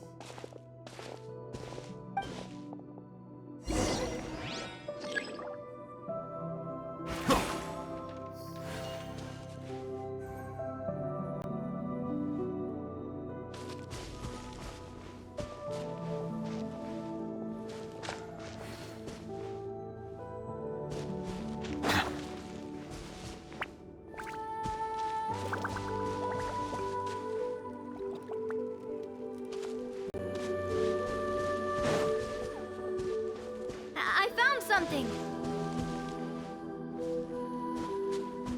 Found something here, too.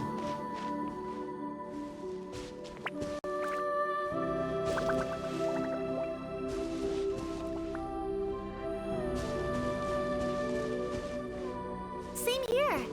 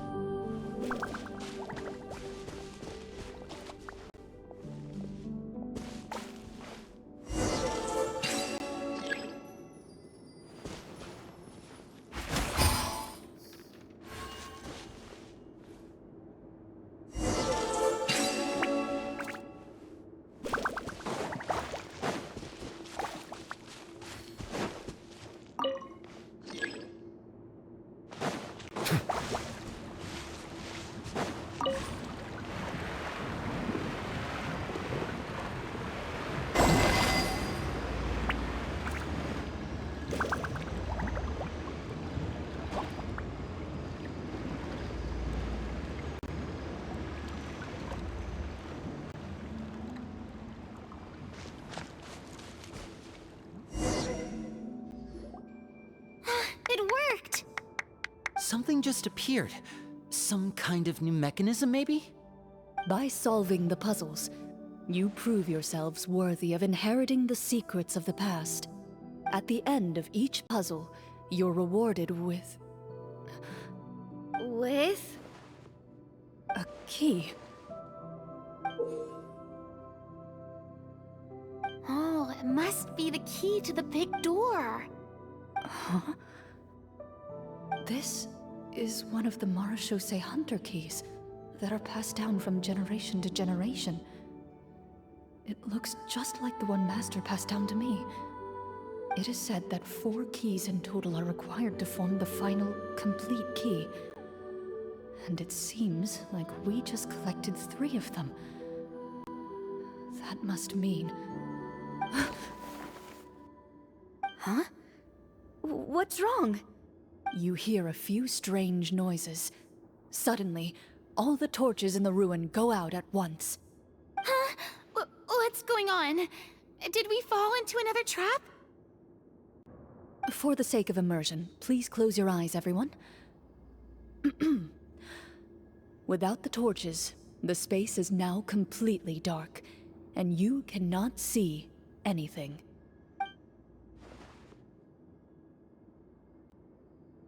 But Paimon can still see a little bit over here. Oh, right. Sorry.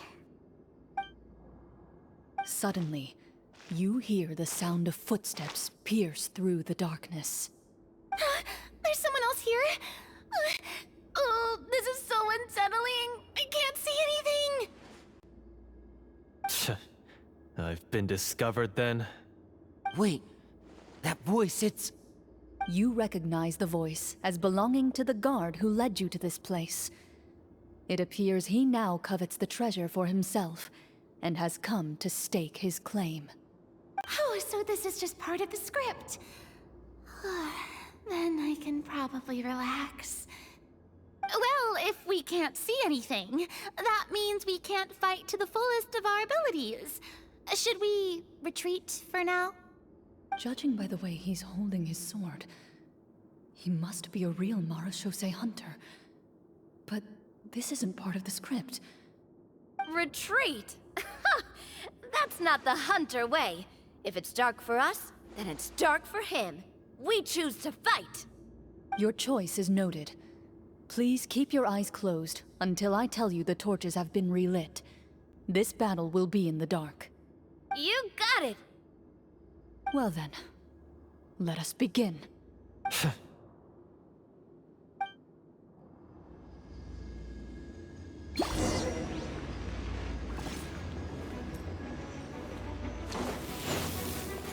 Time to testify. I'd like to try to hit him with my sword. Your strike is successful. Is he still standing? Goodness, he sure has... Is it over? Can we open our eyes now? The enemy is strong and relentless, but the battle is nearing its end. The torches have not been relit. What about now? Final strike. Ha!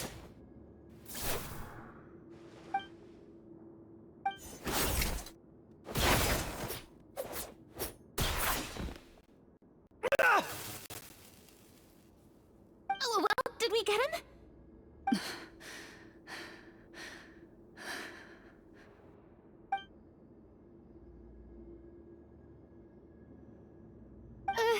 Clorinde? Warm fire flickers across the walls once more. Your vision is now clear. In an impressive display of courage, the four of you successfully defeat the uninvited guest. That look in his eyes. It's like he became an entirely different person as soon as I defeated him. Huh? Mr. Florian? Oh, wait. We're supposed to be role-playing. I should stay in character. Speak your name, guard. Why did you lead us here just to betray us? Is this treasure really more important to you than bringing peace to the kingdom? What kingdom? What peace? Those were nothing but lies! I, Florian, am a true Marechaussee hunter, descended from hunters of ages past. So he's also using his real name. Or, wait, was that the name of his character from the very beginning? Then I'm even more confused. If you truly are a Marechaussee hunter, shouldn't you want to help us just like you said before? Shouldn't we fight together for the sake of the people? What do you know? In this day and age, there's no glory to be had as a Marechaussee hunter. What's that supposed to mean? My skills were passed down to me by my father. We lived a life of obscurity in the remote wilderness. Still, he devoted everything he had to being a Marechaussee hunter. And what did he get in return?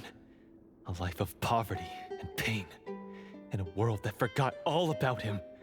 When he died, not a single person came to mourn his passing. The Marechaussee hunters were the ones who saved this city, were heroes. We deserved more recognition and respect than this. Is he talking about how no one in the capital seems to remember the hunters and their legacy? I didn't expect the script to contain this level of social criticism. So that's why you want to take the treasure for yourself?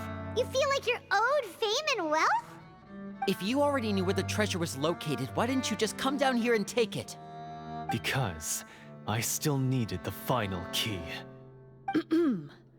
Only a true Marechaussee hunter is capable of passing through this final door. As someone who sought to hurt others for his own gain, Florian lost that right long ago. Okay, but what is this treasure anyway? We've got all the keys, right? So can we just go in and take a look? You're sure you want to go in? We've been talking about it for so long, of course we want to see what's inside! And we've already defeated Florian, right? So he won't try to take it from us anymore. Pesky brats. Watch yourself. Then let's open the door together. All right. Your choice of action is confirmed.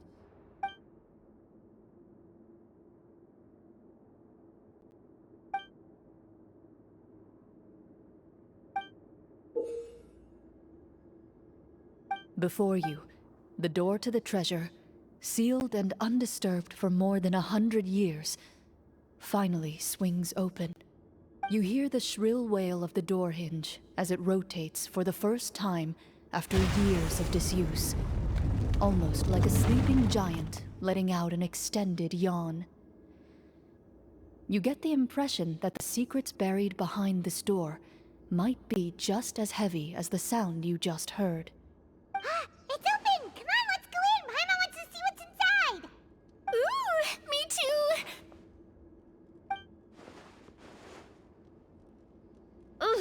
Uncovering hidden treasure is the most exciting part of adventuring. What do we have here? Uh-huh. A stone tablet? And some shabby weapons? You call this a treasure vault? Looks more like an abandoned warehouse. Maybe the troupe ran out of budget at the end?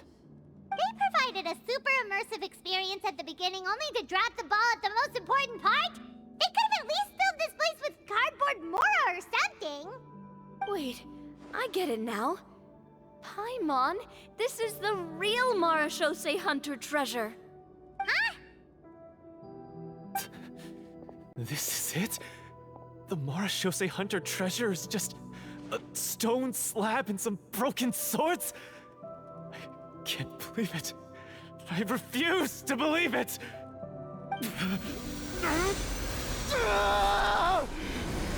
Whoa, are you okay? The Marashose hunter before you appears to suffer a serious mental breakdown. He needs to leave the room for a moment to collect himself. One of you seems to understand the significance of the treasure already. If the rest of you wish to follow suit, you may remain here in the meantime and explore your surroundings.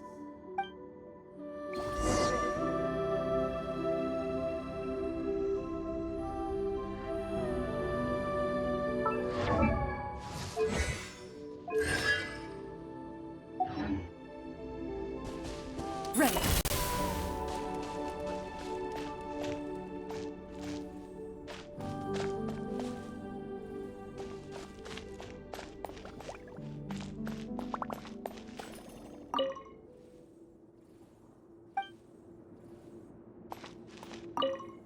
Walter. The old and broken weapons.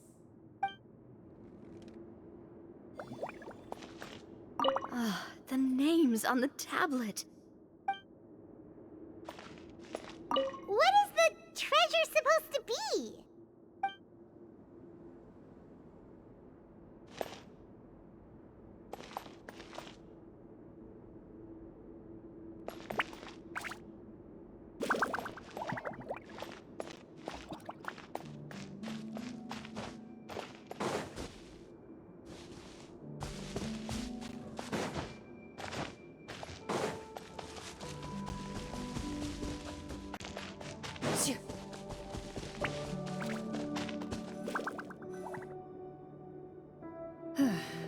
So, how are you doing?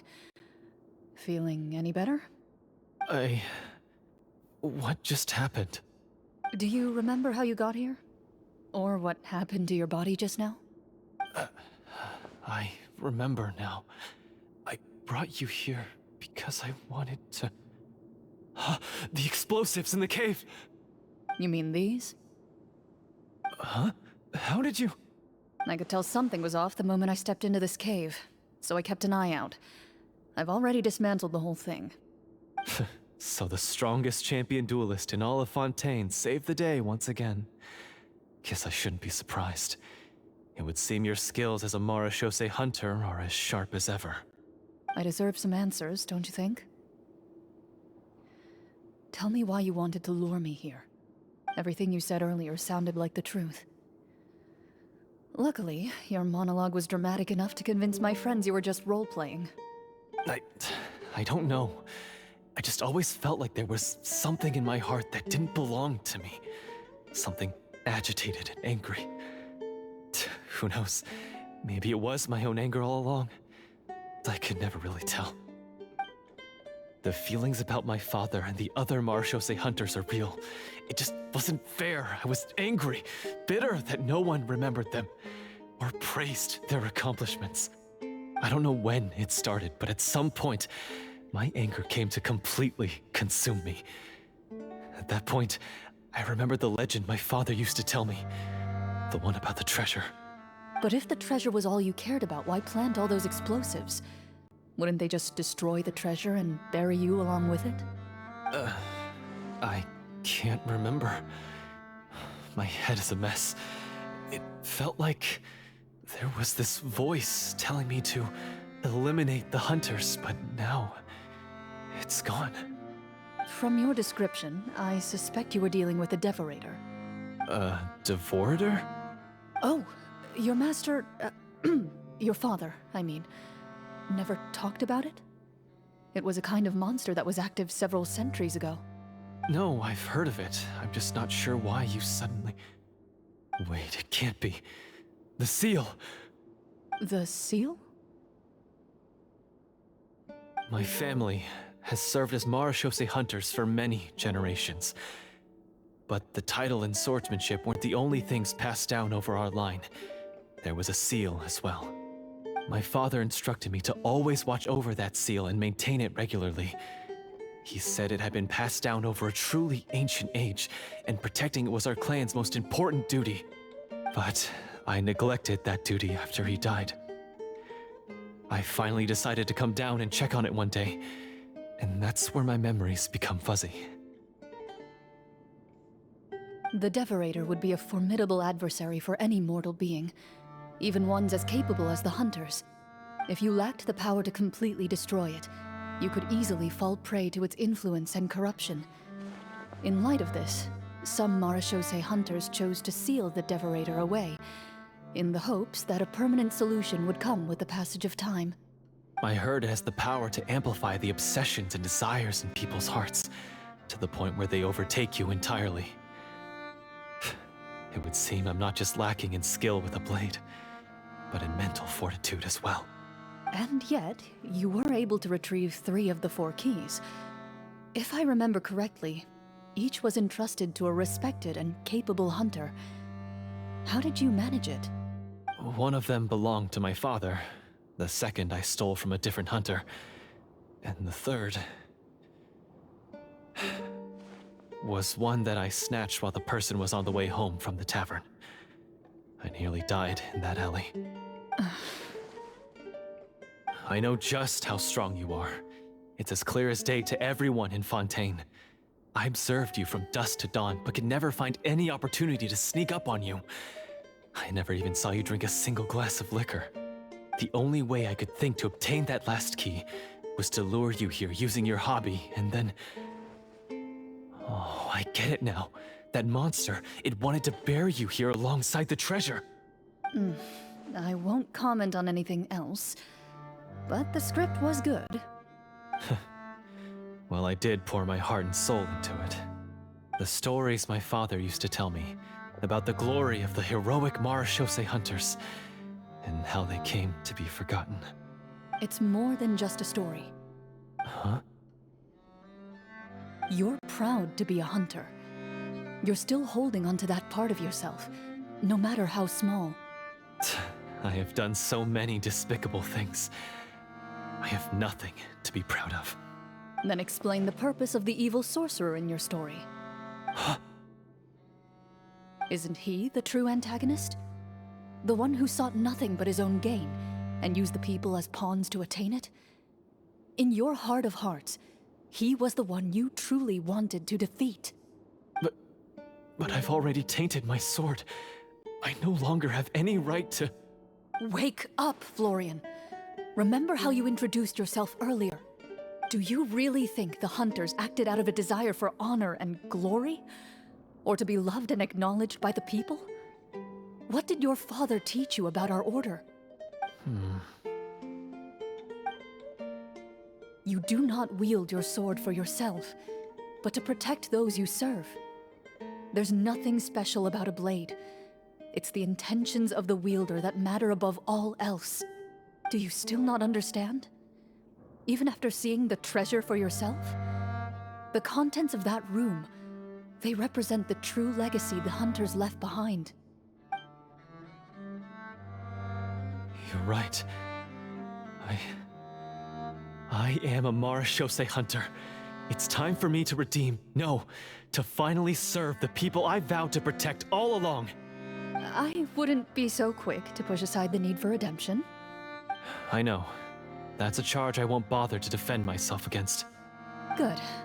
Then, come with me, and help me see the script through to the end. Huh? see the script through to the end? But there's no more script left. Never finished it, huh? No, I mean, I wrote the script with the sole purpose of luring you all here. There was no reason to write beyond this point. Then we'll just have to keep writing it. The evil sorcerer still needs to be defeated. You mean the Devorator? Are you saying I have to make up the rest of the script as we go along? Is that really so hard?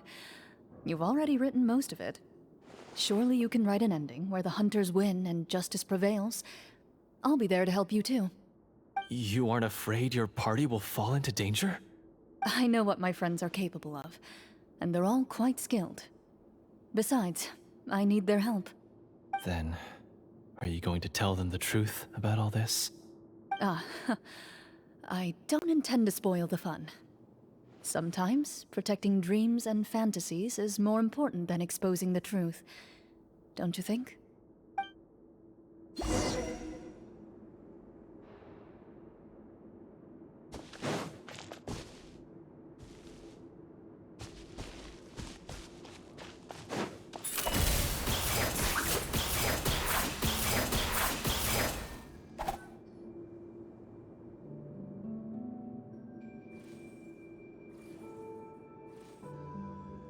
They're back! That took a while.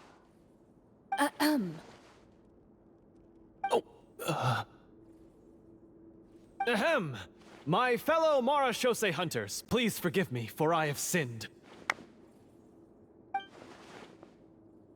Tone it down. Sorry. After crossing swords with you and witnessing your courage in battle, I've rediscovered my true self and regained my pride as a Marashose hunter. Oh, do I smell a redemption arc? I confess, I was brainwashed by the evil sorcerer. He asked me to lure you here so he could bury you in this cave. That little... Wait, you're saying all of that wasn't you, but the evil sorcerer? That's right. He's adept at manipulating the hearts and minds of the people. I fell under his influence because I did not possess a strong enough sense of will. Huh. And how are you going to prove that you're a changed man? We're not going to fall for the same trap twice. To be perfectly honest, I only came to my senses after seeing the treasure. It reminded me of my father's past teachings. The treasure was actually... The names of all the Marashose hunters from ages past and their weapons? Wait, you already know? Of course. Don't underestimate a veteran role player's exploration skills. Oh, wait, I mean Marashose hunter Navia's exploration skills. We just finished reading through the content of the stone tablet. That tablet recorded the lives of some fascinating people. For example, this Marashose hunter called Est. She inherited the responsibilities of the Golden Hunter and passed judgment on many people. But in private, she had a very easygoing personality. Her favorite pastime was singing and dancing with her friends, and she was said to have a beautiful voice. So, she was just like you. Oh, you really think so? Well, when you put it that way, I suppose I also have a few things in common with this Walter. Working as an executioner, he supposedly used a countless number of tricks to confound his enemies in battle. Oh, if only I could have seen the feats of magic he pulled off back then. Their lives were all so exciting. You could write so many cool books about their accomplishments. How could they have all been forgotten? Because they chose to be. To hunt monsters that only appear in the shadows, you must also operate in the dark. To be a Marashose hunter is to willingly give up on wealth and fame. Then this stone tablet must have been left behind by their companions. That's right. Few Marashose hunters ever revealed their identity to the public. They always protected the city from the shadows.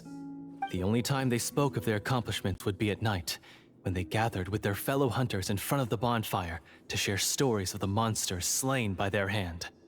So, this tablet was created not so that the hunters would be remembered by the people, but so that they would be remembered by each other. No wonder this place was so well hidden. You regard the stone tablet in solemn silence. The names of your comrades etched onto its surface serve as a reminder that you are never truly alone. The tablet proves that, although a hunter walks a shrouded path, it is not a solitary one. There will always be those who walk beside you, a fact that remains as true today as in ages long past. Their legacies shall continue to be passed down from generation to generation, as everlasting as the stone onto which their names are carved. Father, you once told me that I should seek out the treasure if I ever became lost. So this is what you wanted me to find.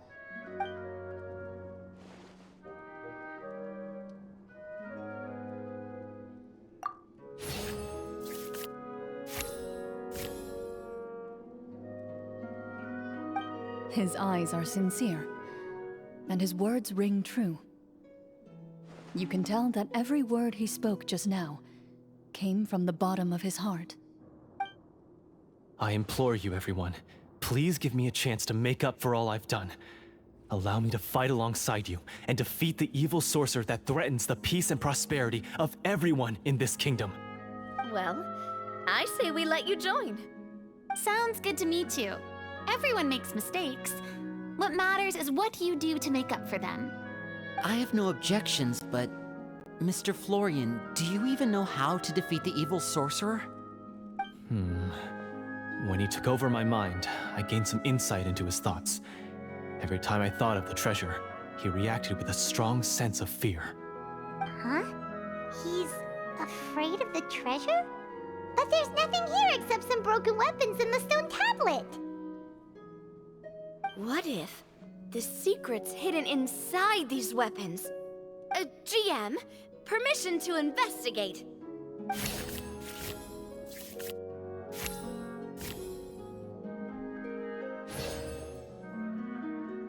At first glance, the weapons appear absolutely ordinary. But as you observe them, you notice a faint energy emanating from within. These blades have slain countless monsters. Though it's been a long time since they were used in battle, their edges remain sharp, as if they're simply waiting for the next worthy hunter to carry on their legacy. So basically take these with us, right? I'll take this weapon, since it used to belong to Est. Maybe it'll find comfort in being held by someone who appreciates the arts. Ah, good idea. I'll take Mr. Walter's bow then, from one archer magician to another. Paimon's gonna pick a cool weapon too!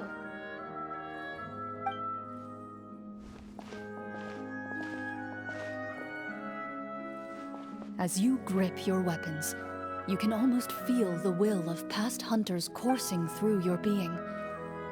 It's a feeling of courage, determination, a silent vow passed down from generation to generation that says, eradicate the monsters, no matter the cost.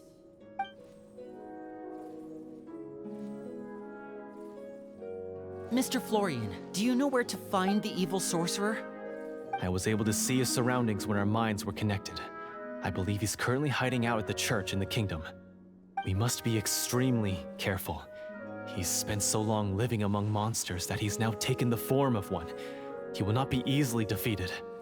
Then why don't we explore some more and try to find some higher level gear? We don't want to just fight him and lose, right?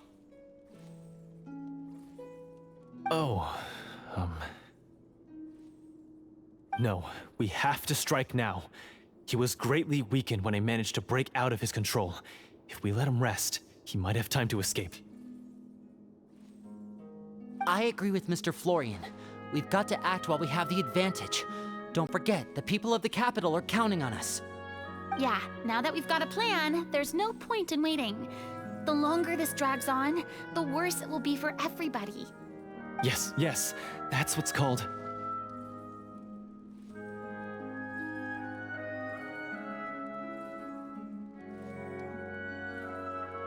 Yes, that's exactly right. Alright, you've persuaded Paimon. Mr. Florian, please lead the way. Of course. Follow me. He had to set up so many scenes today, and now he has to join in for this last part. I really don't envy his job. Finally, you decide to slay the evil sorcerer and bring peace back to the kingdom once and for all. As you walk away, you feel the gaze of the stone tablet at your back, as if all the hunters of the past are wishing you success in the battle ahead and awaiting your triumphant return.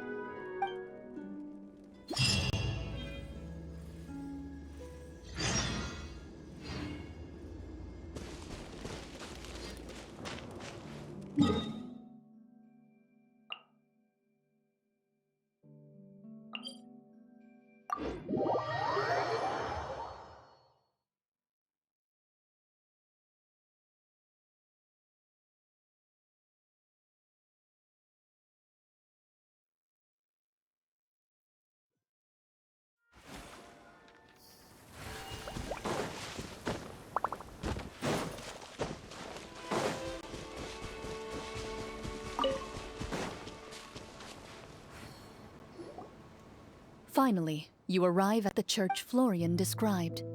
As you approach, an ominous aura surrounds you. You get the sense that your enemy is close at hand. How strange. This uneasy feeling seems so real. How did they manage that?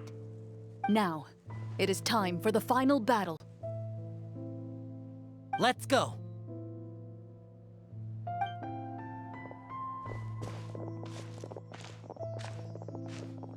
Florian, wait. What's wrong? I think you should wait outside. You've already been corrupted by the Devorator once. It could easily re-enter your mind and take control of your body. I don't think it's a good idea for you to be this close. If it corrupts you again, it's possible you might take on a new form entirely. That's exactly why I have to go. Why I should be at the very front. You mean... Yes. I intend to lure it into my body. That's too risky. If things get out of hand, I might have to kill you. Do you understand how dangerous this is? I understand, but if I do this, you'll have a clear and visible target. The Devorator will have a hard time passing up a chance to enter a body it knows how to control. You won't have to worry about any of your friends being taken over. You're not like me, Miss Clorinde. You're a just and powerful Marechaussee hunter. The monster broke free due to my error. It's only right that I shoulder the responsibility for its destruction. This is... something that I have to do. Consider it a duel to restore my honor. My only request is that you give it your all.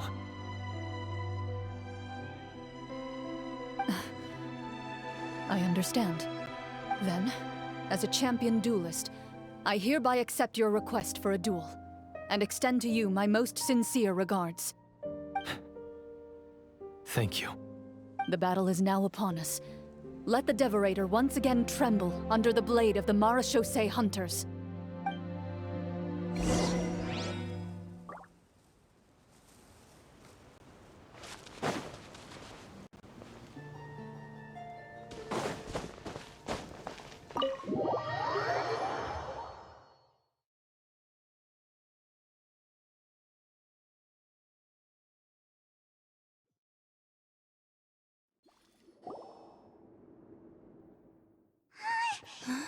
Huh?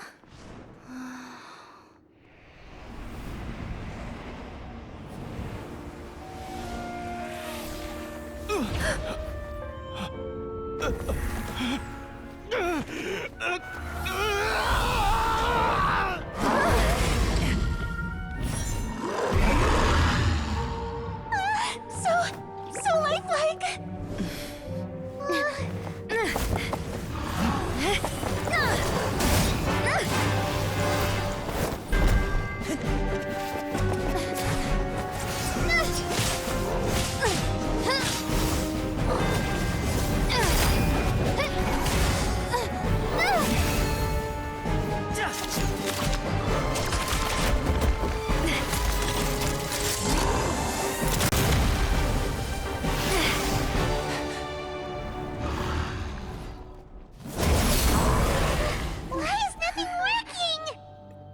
This foe is not invincible.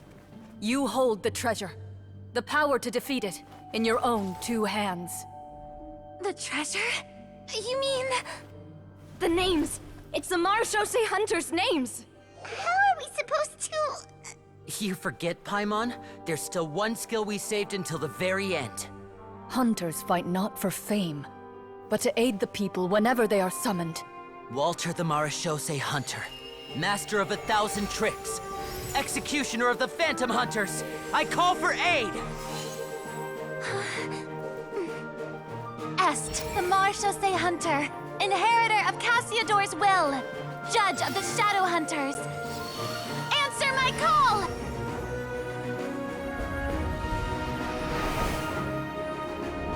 Petronia, protector of justice and order. The hunter I respect the most. Thank you for saving my friend, the best one I'll ever know. Please, lend us your strength!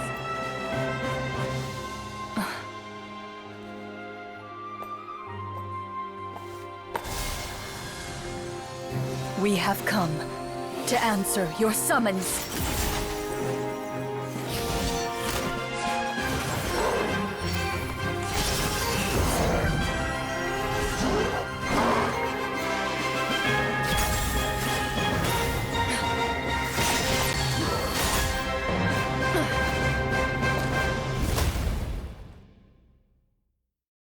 And so, the monsters were eradicated, and the sorcerer was defeated. Peace soon returned to the capital. Those in the court, manipulated by the sorcerer, also recognized the errors of their ways. Some remembered the names of the heroes who saved their kingdom, but others simply continued their lives none the wiser. Such is the story of the Marechaussee Hunters. They pursue the phantoms in the darkness and exterminate all who pose a threat. They will always protect the city and those within it, even should all memory of their accomplishments be forgotten by the very people they serve. I'm assuming we've finally reached the end of the script. Yes, you've reached one of the better endings. It's a pretty solid story overall. I thought it was just an ordinary adventure at first, but the further we got into it, the more impressed I became with the production and the plot. That final battle especially! All the effects were super realistic. Oh, right. Yeah, totally. That's a really good point. I never expected the weapons we picked up from that vault would have that kind of effect. Yeah, mine nearly scared the daylights out of me when it started glowing. I took a good look at it after we got out, but I don't think it ever lit up again. Oh, we should probably give these props back, right? I'll just leave mine here. Did you have a good time? Of course! Let me know if another script like this comes around. Sure, no problem.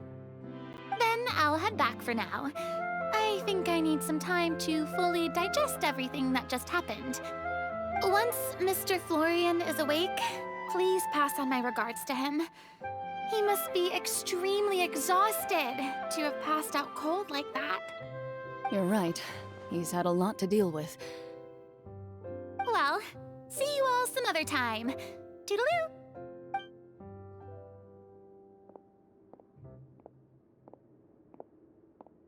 Okay, so, can I ask now? I think it should be fine, yeah. What in the world was going on back there? So you saw through all of that? That time in the cave when you told us to close our eyes, it'd be weirder if we didn't notice anything. I was dying of curiosity the entire time. I mean, you did a pretty bang-up job of pretending nothing had gone wrong. Farina actually looked like she thought all of it was planned. Guess none of us wanted to be the one to break the illusion. What are you all talking about?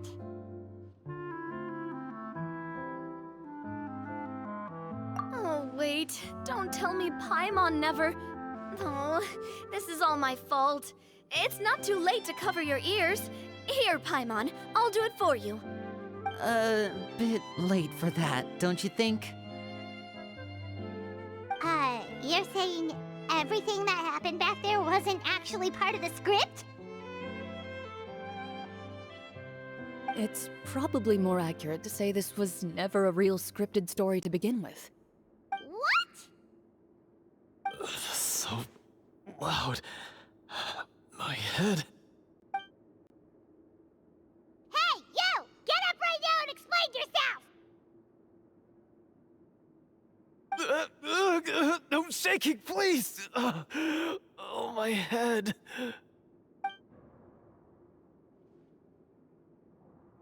Did Paimon just hear that right? You guys made up that whole last part on the spot? It's not nice to lie to people, but Paimon's gotta admit, that was a really good story, Florian. Oh, and nice improvisation, Clorinde! Yeah, it was like watching a magician improvise a spectacular magic trick after forgetting an important prop. If Paimon knew something was wrong with that vault, she would have floated straight in the opposite direction. Everything was under control. As if you've ever described a situation as being out of control. I'm pretty sure any situation you consider to be easy to handle would scare a reasonable person half to death. Guess I'm just used to it. You must run into a lot of unexpected situations then. That explains why you're so good at coming up with things on the spot. As for you, Florian... I know there's no excuse for what I did. I'll turn myself into the guards at once, confess my crimes, and accept any punishment that comes my way. I would say you've already suffered more than enough. What? You may have been blinded by fame and fortune in the beginning, but your actions during the final battle had proven you to be a true Marechaussee hunter. You'll be far more used to the city above ground than below. Your job as a hunter is more important. But... Of course, you'll still need to take the keys and pay a personal visit to the 2 hunters you wronged. Prepare to accept any terms they give you as well. Yes, of course. As far as I'm concerned, though, your showing in the duel was enough to prove your honor. Then I'll do exactly as you said. I'll go return those 2 keys right now. Thank you so much, everyone. I'll do my best to prove myself worthy of the second chance you've given me. I swear this on my name and honor as a Marechaussee hunter. Until we meet again, everyone.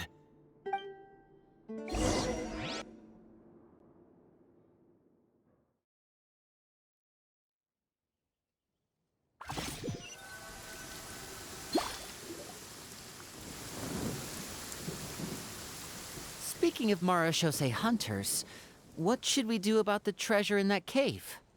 Leave it be. Are you sure? We could show it to people, make it so that the hunters are remembered. Don't you want that? No. Every name on that tablet made the same choice. All hunters know what the path entails. I am no exception. My identity as a Marechaussee hunter is not something I need people to remember. I wish only to be recognized as a champion duelist. Nothing more. That's certainly very different from the path of a magician. Still, I admire your decision. Wait, Paimon just remembered something. If there were no special effects involved, why did our weapons begin to glow during the battle? That's because the Marechaussee hunters of ages past would often imbue their weapons with special enchantments to suppress the monsters. Whenever a monster was nearby, their weapons would start to glow. Oh, so that's why they had an effect on that guy near the end. I really thought the summons were doing all the work. Well, I'm sure the summons were a part of it too. Oh? How so? This particular Devorator probably hailed from the same era as the hunters we saw in the room. The names you recited all belonged to the bravest hunters. Countless monsters fell to their blades. That's likely why the Devorator visibly reacted when you said them out loud. So the names held the power all along. Navia, everything you said during your summon. Huh? Oh, I meant what I said. I mean, it was true to my character, so yeah, I'm glad you heard it. Just don't make me repeat myself. It's embarrassing. I really appreciated those words. All right. Don't get all sentimental on me. Anyway, let's not talk about that anymore. I'm going to go on ahead. Don't fall too far behind now. She ran off! I should probably head back as well. This story was truly incredible. I might have to spend the whole night telling my siblings all about it.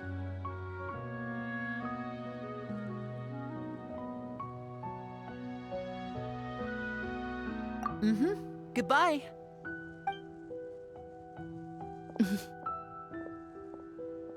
Traveler, should your name and deeds be forgotten, what do you think the significance of your journey will be?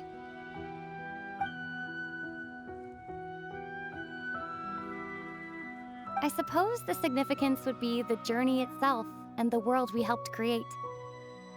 There's still value in the time I shared with everyone here, in the things we were able to accomplish, even if no one remembers them. A great answer. I'll remember it.